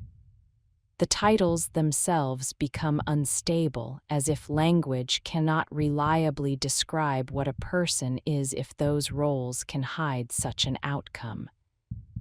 The public mind keeps returning to the same uncomfortable questions, not because answers remain undiscovered, but because the discovered answers do not satisfy the need to feel safe. People study the visible behavior, calmness, apparent politeness, a soft-spoken demeanor, and try to determine whether those traits were warning signs or simply camouflage.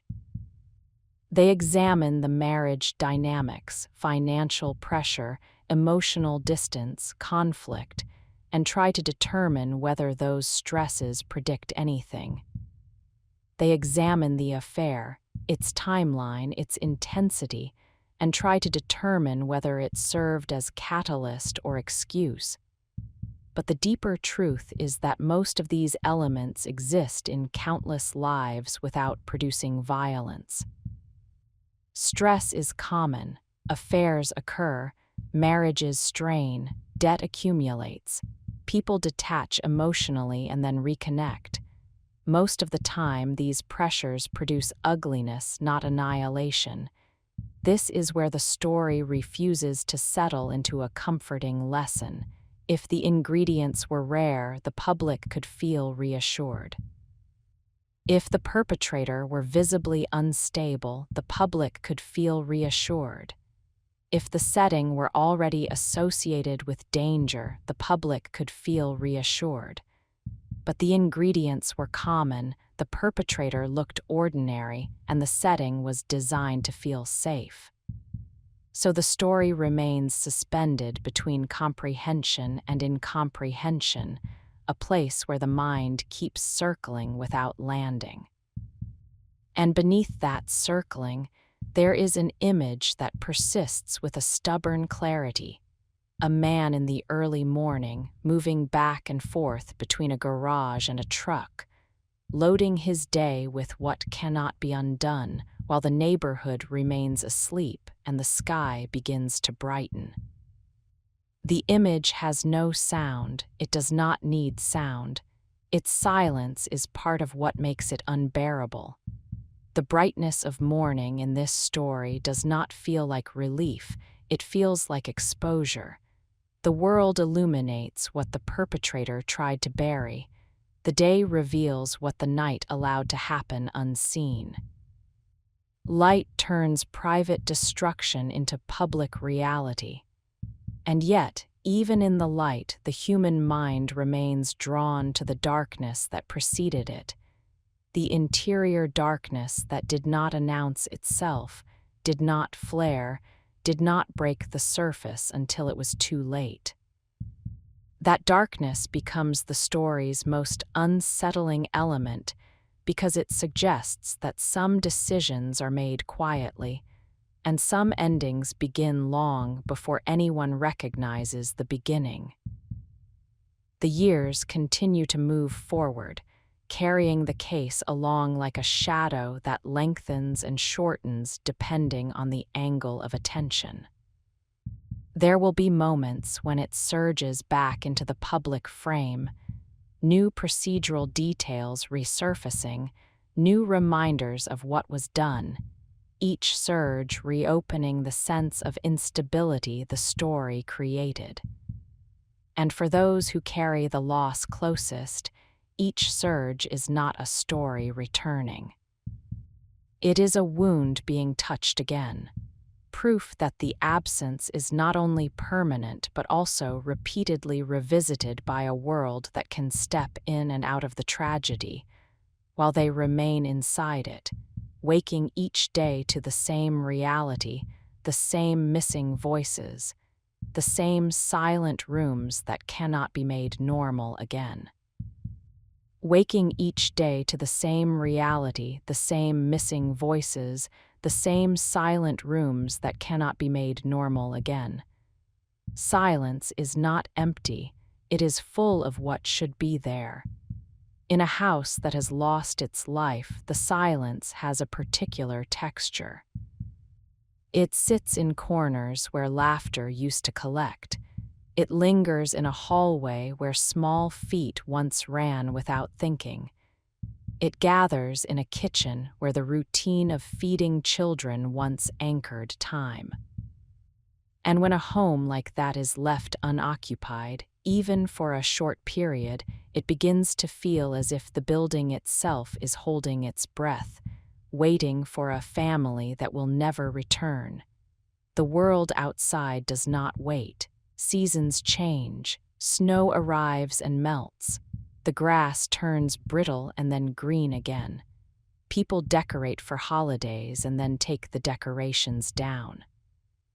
New children are born on the same street. Other couples argue and reconcile and continue living in the ordinary rhythm that makes communities possible. In the neighborhood's daily life, the Watts house becomes a fixed point around which everything else moves, an absence that does not change while everything around it does.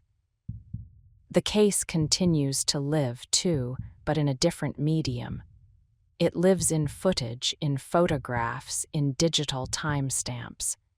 It lives in the way a single morning can be replayed endlessly, the way a camera angle can become a loop that the public mind cannot stop watching.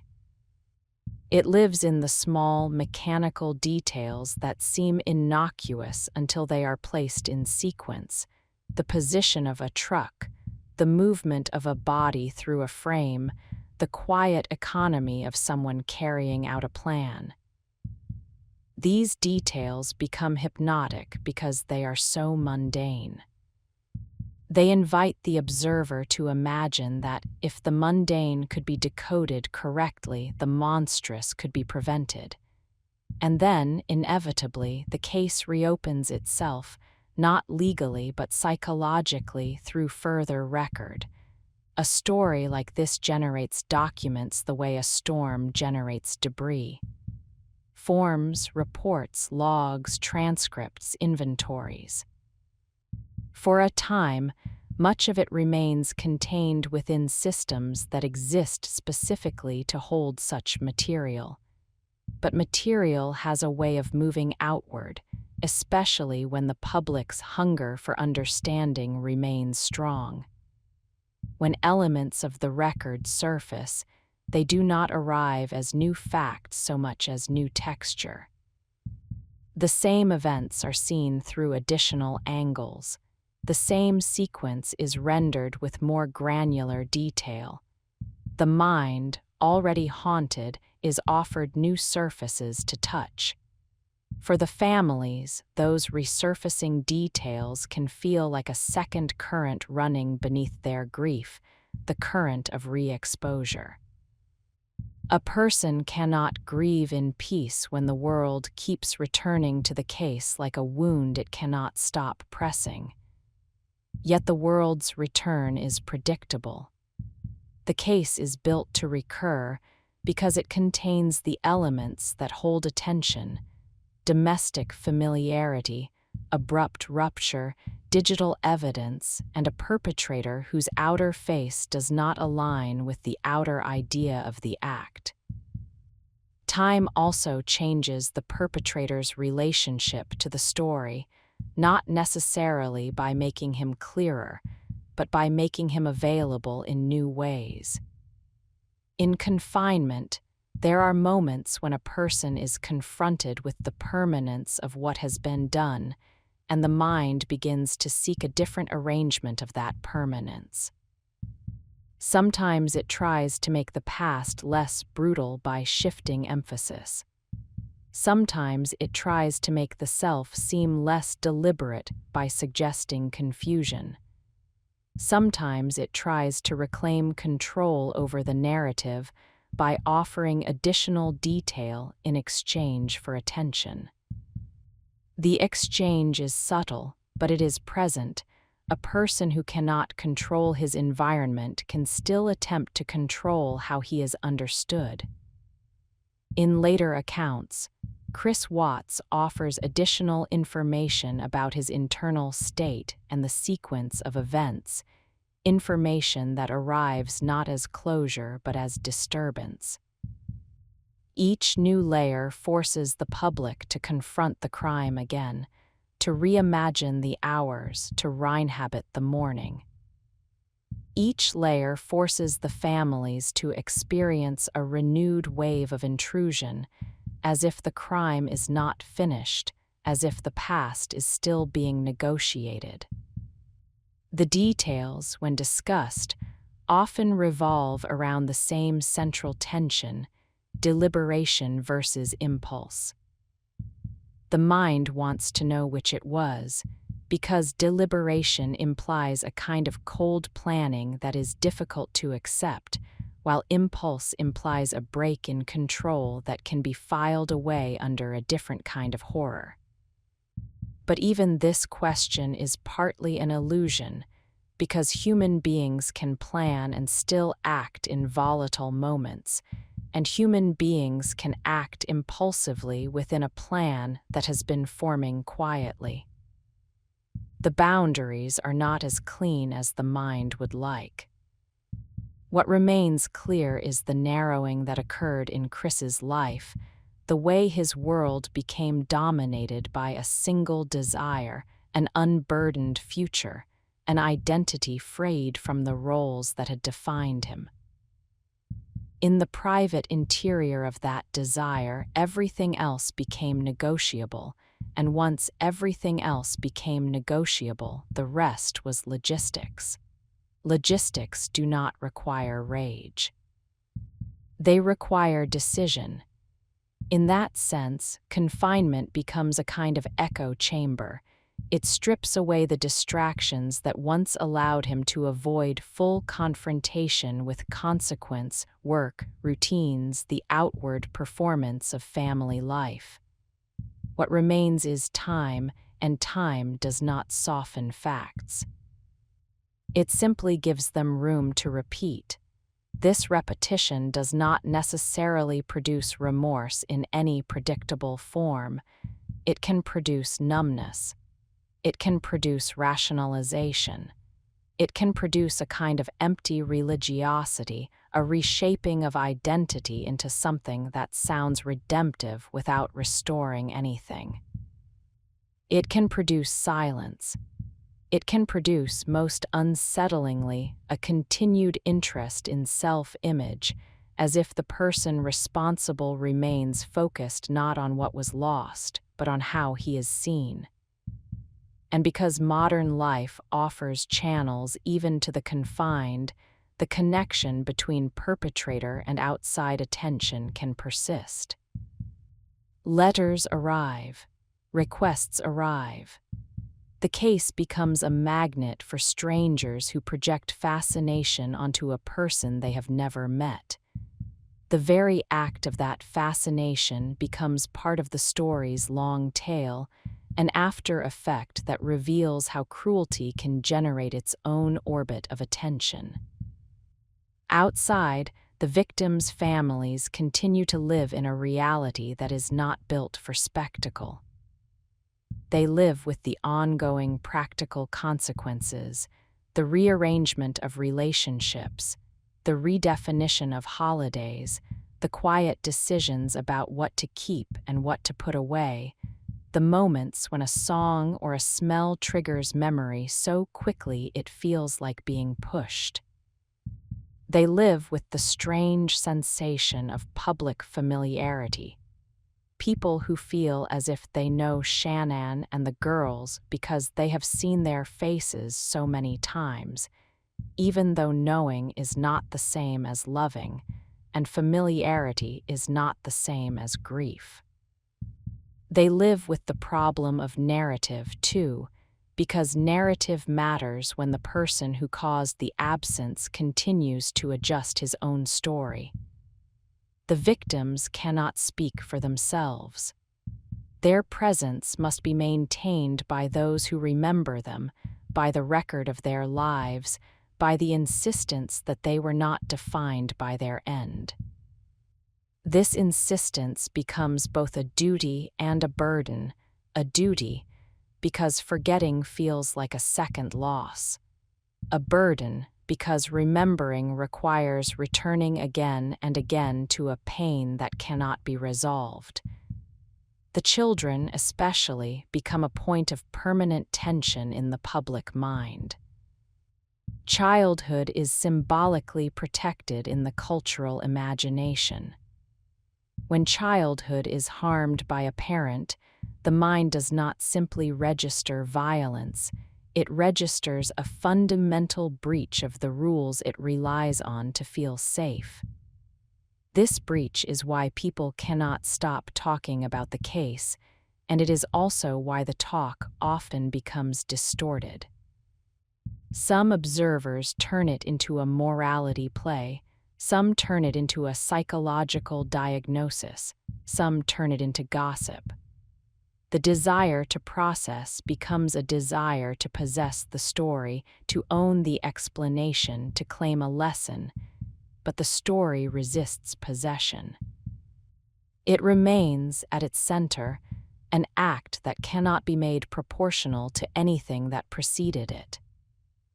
That disproportion becomes a kind of endless irritant, forcing the mind to scratch at questions that do not yield comfort. How can a person who appears ordinary choose an extraordinary violence? How can a home become a site of destruction without any outward warning? How can a family's future be erased in one night and one morning? The neighborhood continues to exist alongside those questions. At some point, the absence in the house becomes unsustainable and the building returns to ordinary ownership. Someone new enters. Someone walks through empty rooms and imagines different furniture, different routines, different voices. The act of moving in becomes a kind of psychological confrontation, whether the new occupants acknowledge it or not. They bring their own lives into a space that has been publicly defined by loss. They sleep under the same roof where trust was broken beyond repair. They make meals in a kitchen that once held a different family. They attempt to normalize what the world insists cannot be normal. Normalization is not denial, it is survival. The street needs to return to being a street. The house needs to return to being a house. People cannot live indefinitely in a state of collective vigilance, and yet, even as the physical space is reclaimed by ordinary life, the story remains anchored in the public record. The camera footage does not vanish. The photographs do not fade. The timeline does not dissolve. The narrative persists, and it persists precisely because it is entangled with the kinds of details that modern life preserves by default. This is one of the case's quiet ironies, the same culture that encourages constant documentation, the same culture that turns family life into images and posts and recorded moments, also creates the archive that makes disappearance harder to sustain. The archive preserves joy, and then when joy is destroyed, the archive preserves grief. It captures laughter, and then it captures the absence of laughter. It offers proof of life that becomes, later, proof of what was taken. In that archive, Shannon remains vivid. Not as a myth, not as a symbol, but as a woman moving through her days with intensity and determination, a person who believed in the future even when her marriage began to feel unfamiliar. The girls remain vivid, too, in brief flashes of personality that cannot be expanded anymore, only revisited. The baby who never arrived remains a kind of phantom future, a name attached to an absence that was once anticipated. And Chris Watts remains in the public mind, frozen at the point where his life split, before and after, husband and perpetrator, ordinary man and the one who did the unthinkable. The split is tempting to treat as a transformation, because transformation implies a boundary. If he became someone else, then perhaps the earlier person was not the same. Perhaps there was a moment when the line was crossed. Perhaps the earlier life can be separated from the later act. But separation is not always possible. People are not cleanly divided into eras. The same man who loaded a truck in the early morning is the man who once stood in a kitchen holding his children. The same man who stood in a courtroom receiving a life sentence is the man who once posed for photographs with a quiet smile. The continuity is what makes the case hard to store. It denies the comfort of believing that evil must look distinct. As time continues, there are fewer legal updates, fewer procedural milestones. What remains is the slow drift of the story into long-term cultural memory and the slow endurance of the families who carry the loss most directly. The public may return again and again, but it returns as an observer. The families wake inside the absence. They do not have the option of turning away. And in that difference, observer versus inhabitant, the case reveals one of its most persistent truths, that the real aftermath is not the spectacle of arrest or sentencing, but the quiet reshaping of daily life around a void that cannot be filled. It is the learning of new routines in a world where old routines have been severed. It is the slow, uneven work of carrying memories that remain vivid even as the years pass. The house grows quiet in the evenings again, the way houses always do. Lights appear behind curtains, cars pull into driveways, doors close, people eat dinner, children sleep in their beds. In most homes, this quiet is ordinary, even comforting. But in the wake of what happened, quiet can also feel like a reminder that silence can hold anything, that a house can look peaceful while containing a private catastrophe, that the most terrifying sound in this story was not a scream heard through the walls, but the absence of sound when sound should have existed, the stillness that arrived after the door closed and the night continued as if nothing inside had changed. And somewhere, far from that neighborhood, behind walls designed to contain a man for the rest of his life, time continues to pass with the same mechanical patience it always has. Days repeat, seasons change, the outside world moves forward. And the story remains, suspended between what is known and what can never be fully understood, waiting in the mind like that early morning sky, pale, expanding, offering light without offering relief, illuminating the outlines of a truth that stays heavy no matter how many times it is seen.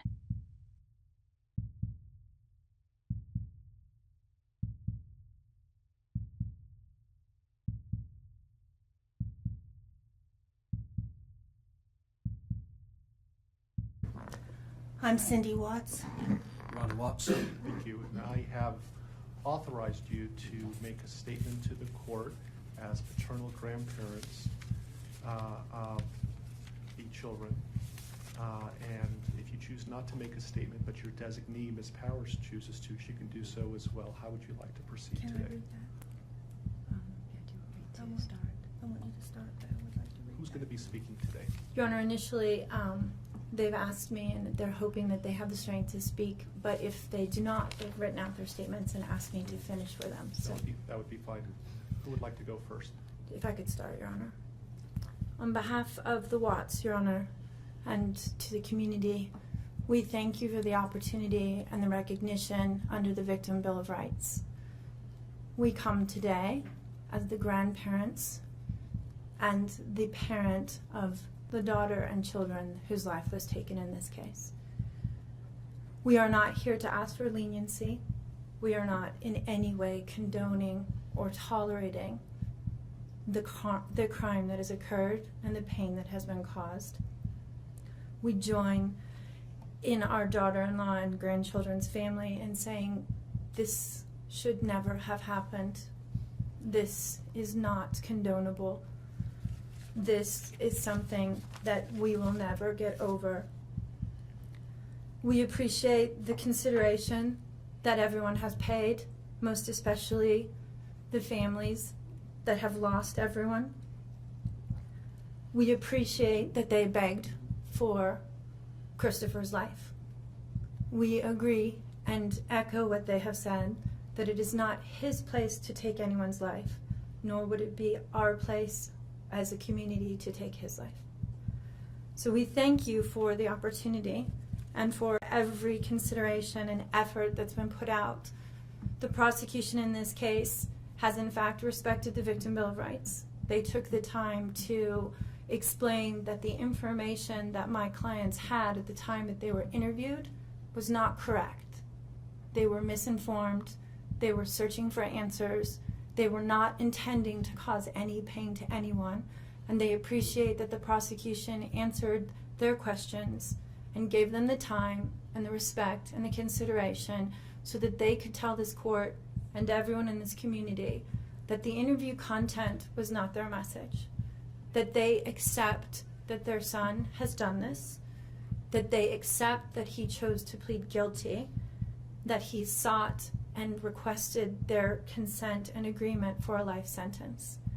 They appreciate that he is given the opportunity to serve that life sentence. It is his responsibility, it is his sentence, and it is not enough to make up for what has done. We understand and we join the family in that we have questions. We don't know how such a thing could possibly happen, or that a man that was responsible for raising his children and protecting his wife would take the steps that he did, and that he would disregard their bodies and the love that he had for them and they had for him and everyone else, and take the gestures and put this community through the investigation and the discovery and the responsibility of bringing justice. We do not understand that. We do not think it was appropriate. We cannot begin to think that an explanation will ever justify it. My clients indicate that they understand that a full opportunity for a confession with all of the responsibility and accountability has not occurred. And they support the family and the request that that happen, if not today, at an appropriate time, in an appropriate manner, so that everyone can have peace, to understand to the best of their ability the details that they need and to have their questions answered. And by giving this opportunity of a life sentence, we hope that he embraces that moment. That had the death penalty been pursued, there would not have been an opportunity to be accountable and to give a full confession. And had the death penalty been sought, counsel would have fought for his life, the prosecutors would have been engaged in a multiple-year battle, the families would have been torn apart, this community would have had to subsidize it and endure it, and we have so much respect and gratefulness that that did not happen. We would strongly encourage Christopher Watts to give that full confession in the tone and in the timing that he thinks is appropriate with the guidance of his counsel. We feel that it would be appropriate and helpful to ease the pain and the suffering. But we also say we don't think that there's anything that he can say that will ever account for his behavior. There's nothing that can be done to cure the harm he has caused. And he has the responsibility to serve his sentence with dignity and with regard for everyone, and to spend every breath that he has left in an atonement for what he has done. Do you want to read it? Yes. So if I could just have you state your name for the record. Cindy Watts. Thank you. My name is Cindy Watts. I am the grandmother of two beautiful granddaughters, Bella Marie, Celeste Catherine Watts. I am also the mother of Christopher Watts, who I will be directing most of my statement to. First, I'd like to begin by recognizing the absolute horror of this crime and acknowledging the devastating loss that both the Rusek family as well as our family have faced. Our families have been irreparably broken by the needless deaths of Shanann, Bella, Cece, and Nico. This is something we will never get over. We will always mourn the loss of our family, and in that we are united in our grief. I am still struggling to understand how and why this tragedy occurred. I may never be able to understand and accept it, but I pray for peace and healing for all of us. Now to my son Christopher. I have known you since the day you were born into this world. I have watched you grow from a quiet and sweet, curious child who Bella reminded me so much of, to a young man who worked hard in sports and later mechanics to achieve your goals. You are a good friend, brother, father, and son. We have loved you from the beginning, and we still love you now. This might be hard for some to understand, how I can sit here under these circumstances and tell you, although we are heartbroken, although we can't imagine what could have led us to this day, but we love you. Maybe you can't believe it either. As the Lord said in Jeremiah 3:31, I have loved you with an everlasting love. Therefore, I have continued my faithfulness to you. And you, as your mother, Chris, I have always loved you, and I still do. I hate what has happened. Your father and sister and I are struggling to understand why. But we will remain faithful as your family, just as God remains faithful because of his unconditional love for us all. We love you, and we forgive you, son.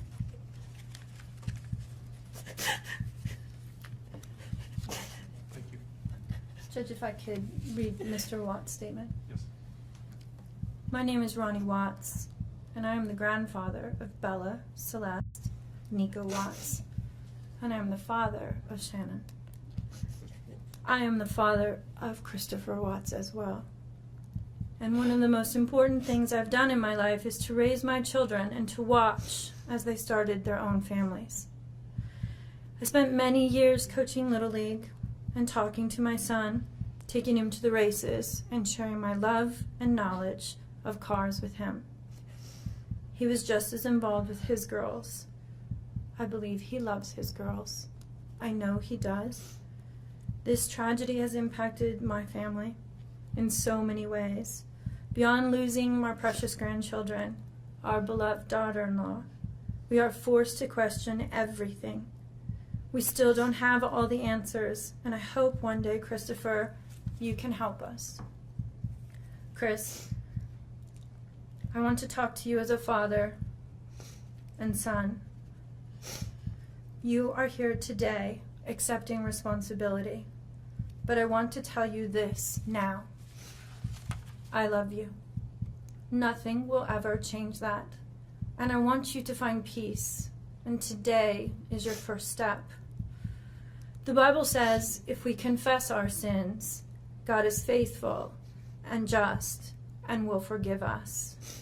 Chris, I forgive you, and your sister forgives you, and we will never abandon you, and we love you. Dad. Judge, thank you for the opportunity to address the court.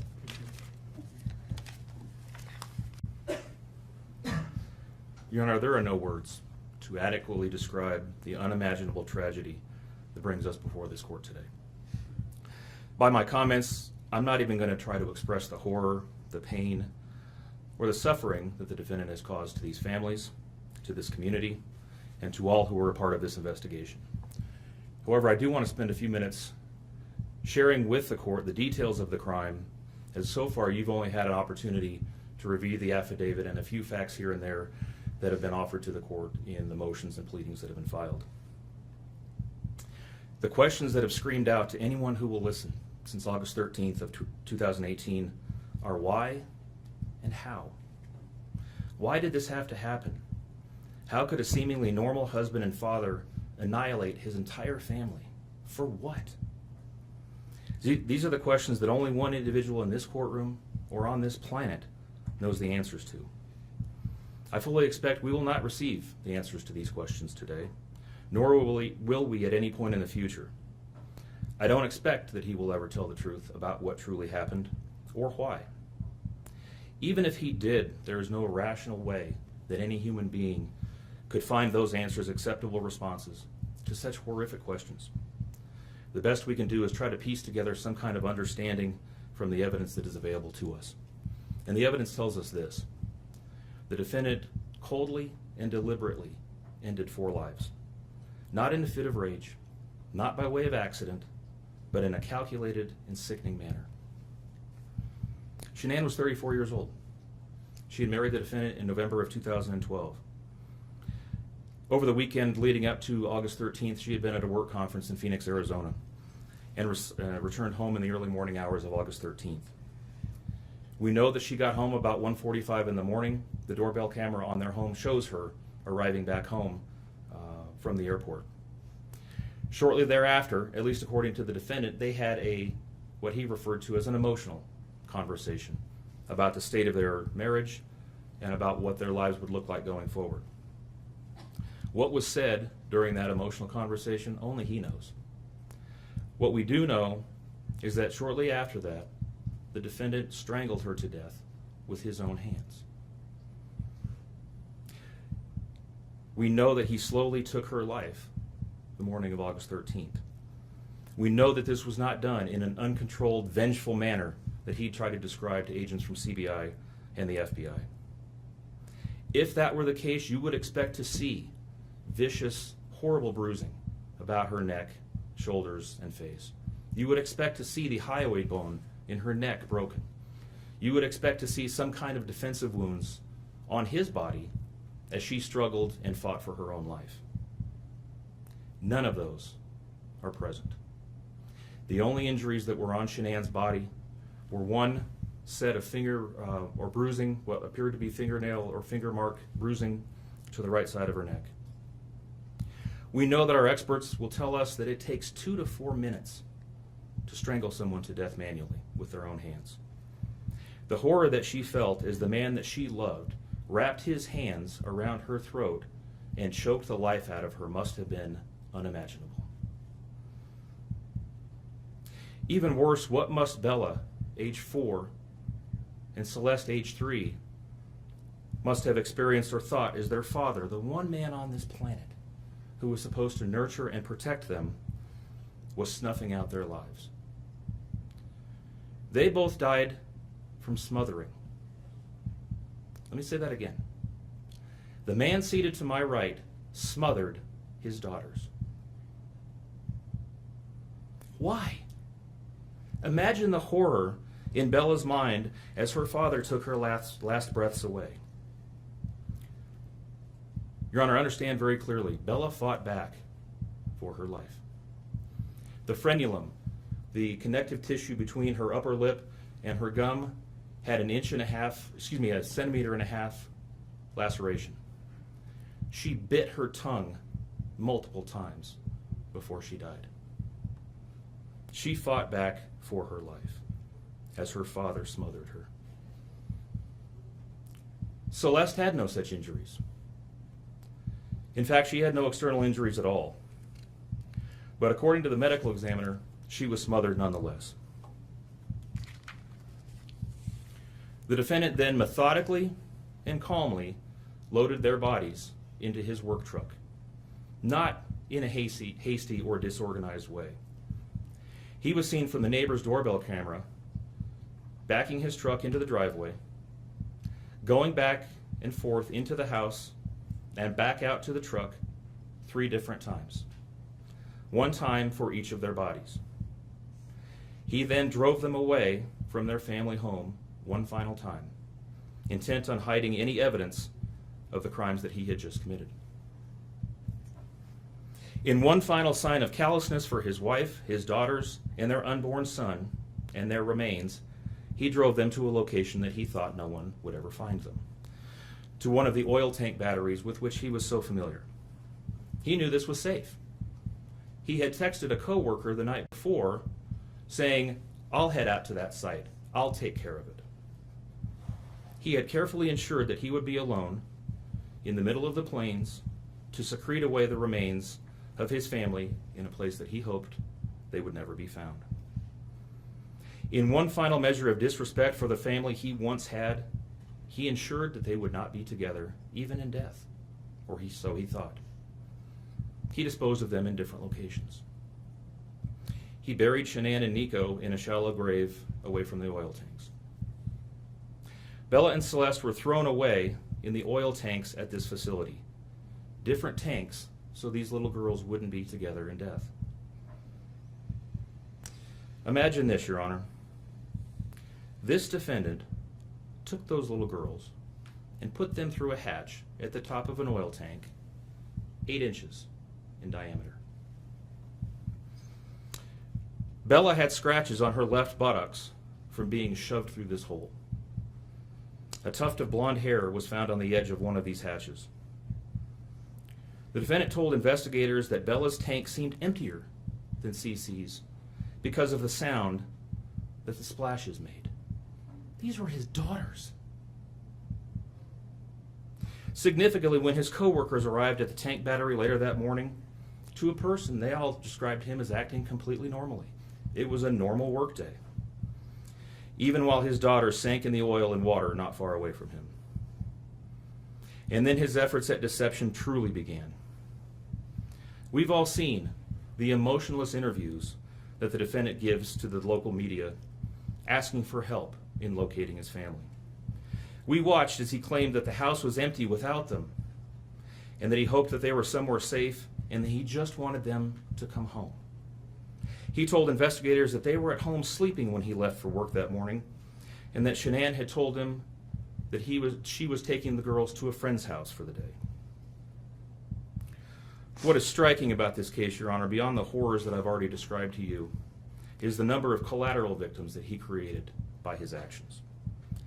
While he stood in front of TV cameras asking for the safe return of his family, scores of law enforcement officers, neighbors, friends, and family scoured the area, fretted for their safe return. They texted him begging for any information and sending him their best wishes, all the while he hid what he had done. The list of indirect victims does not end there. Think of the firefighters and the Colorado State Patrol hazmat experts who had to don protective suits and who were called upon to pull Bella and Celeste out of those oil tanks. Or the coroner employees who had to conduct these autopsies. Or the victim assistants who frantically attempted to ease the suffering of those affected. All of this, Your Honor, for what? Why? Why did this have to happen? His motive was simple, Your Honor. He had a desire for a fresh start, to begin a relationship with a new love that overpowered all decency and feelings for his wife, his daughters, and unborn son.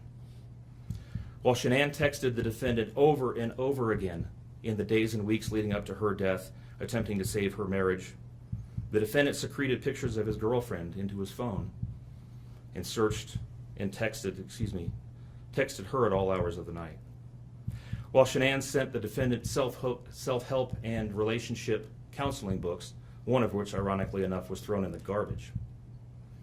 He was searching the internet for secluded vacation spots to take his new love in researching jewelry. And while Shanann took the girls to visit family in North Carolina, the defendant went to car museums and the sand dunes with his new girlfriend. The stark contrast between the subjects of their internet and text content is absolutely stunning. Even the morning after he killed them and disposed of their bodies, he made several phone calls. One was to the school where the girls were supposed to start, telling the school that the girls would not be coming to school anymore, that they were being unenrolled, presumably to give him some more time before law enforcement notification about them going missing. He contacted a realtor to start discussing the selling of his house, and he texted with his girlfriend about their future. None of this answers the questions of why, however. If he was this happy and wanted a new start, get a divorce. You don't annihilate your family and throw them away like garbage. Why did Nico, Celeste, Bella, and Shanann have to lose their lives in order for him to get what he wanted? Your Honor, justice demands the maximum sentence under the agreement reached by the parties. As you will recall, the agreement calls for life sentences as to Shanann, Bella, and Celeste, and all of those to run consecutively to one another. It also calls for the count of unlawful termination of a pregnancy as to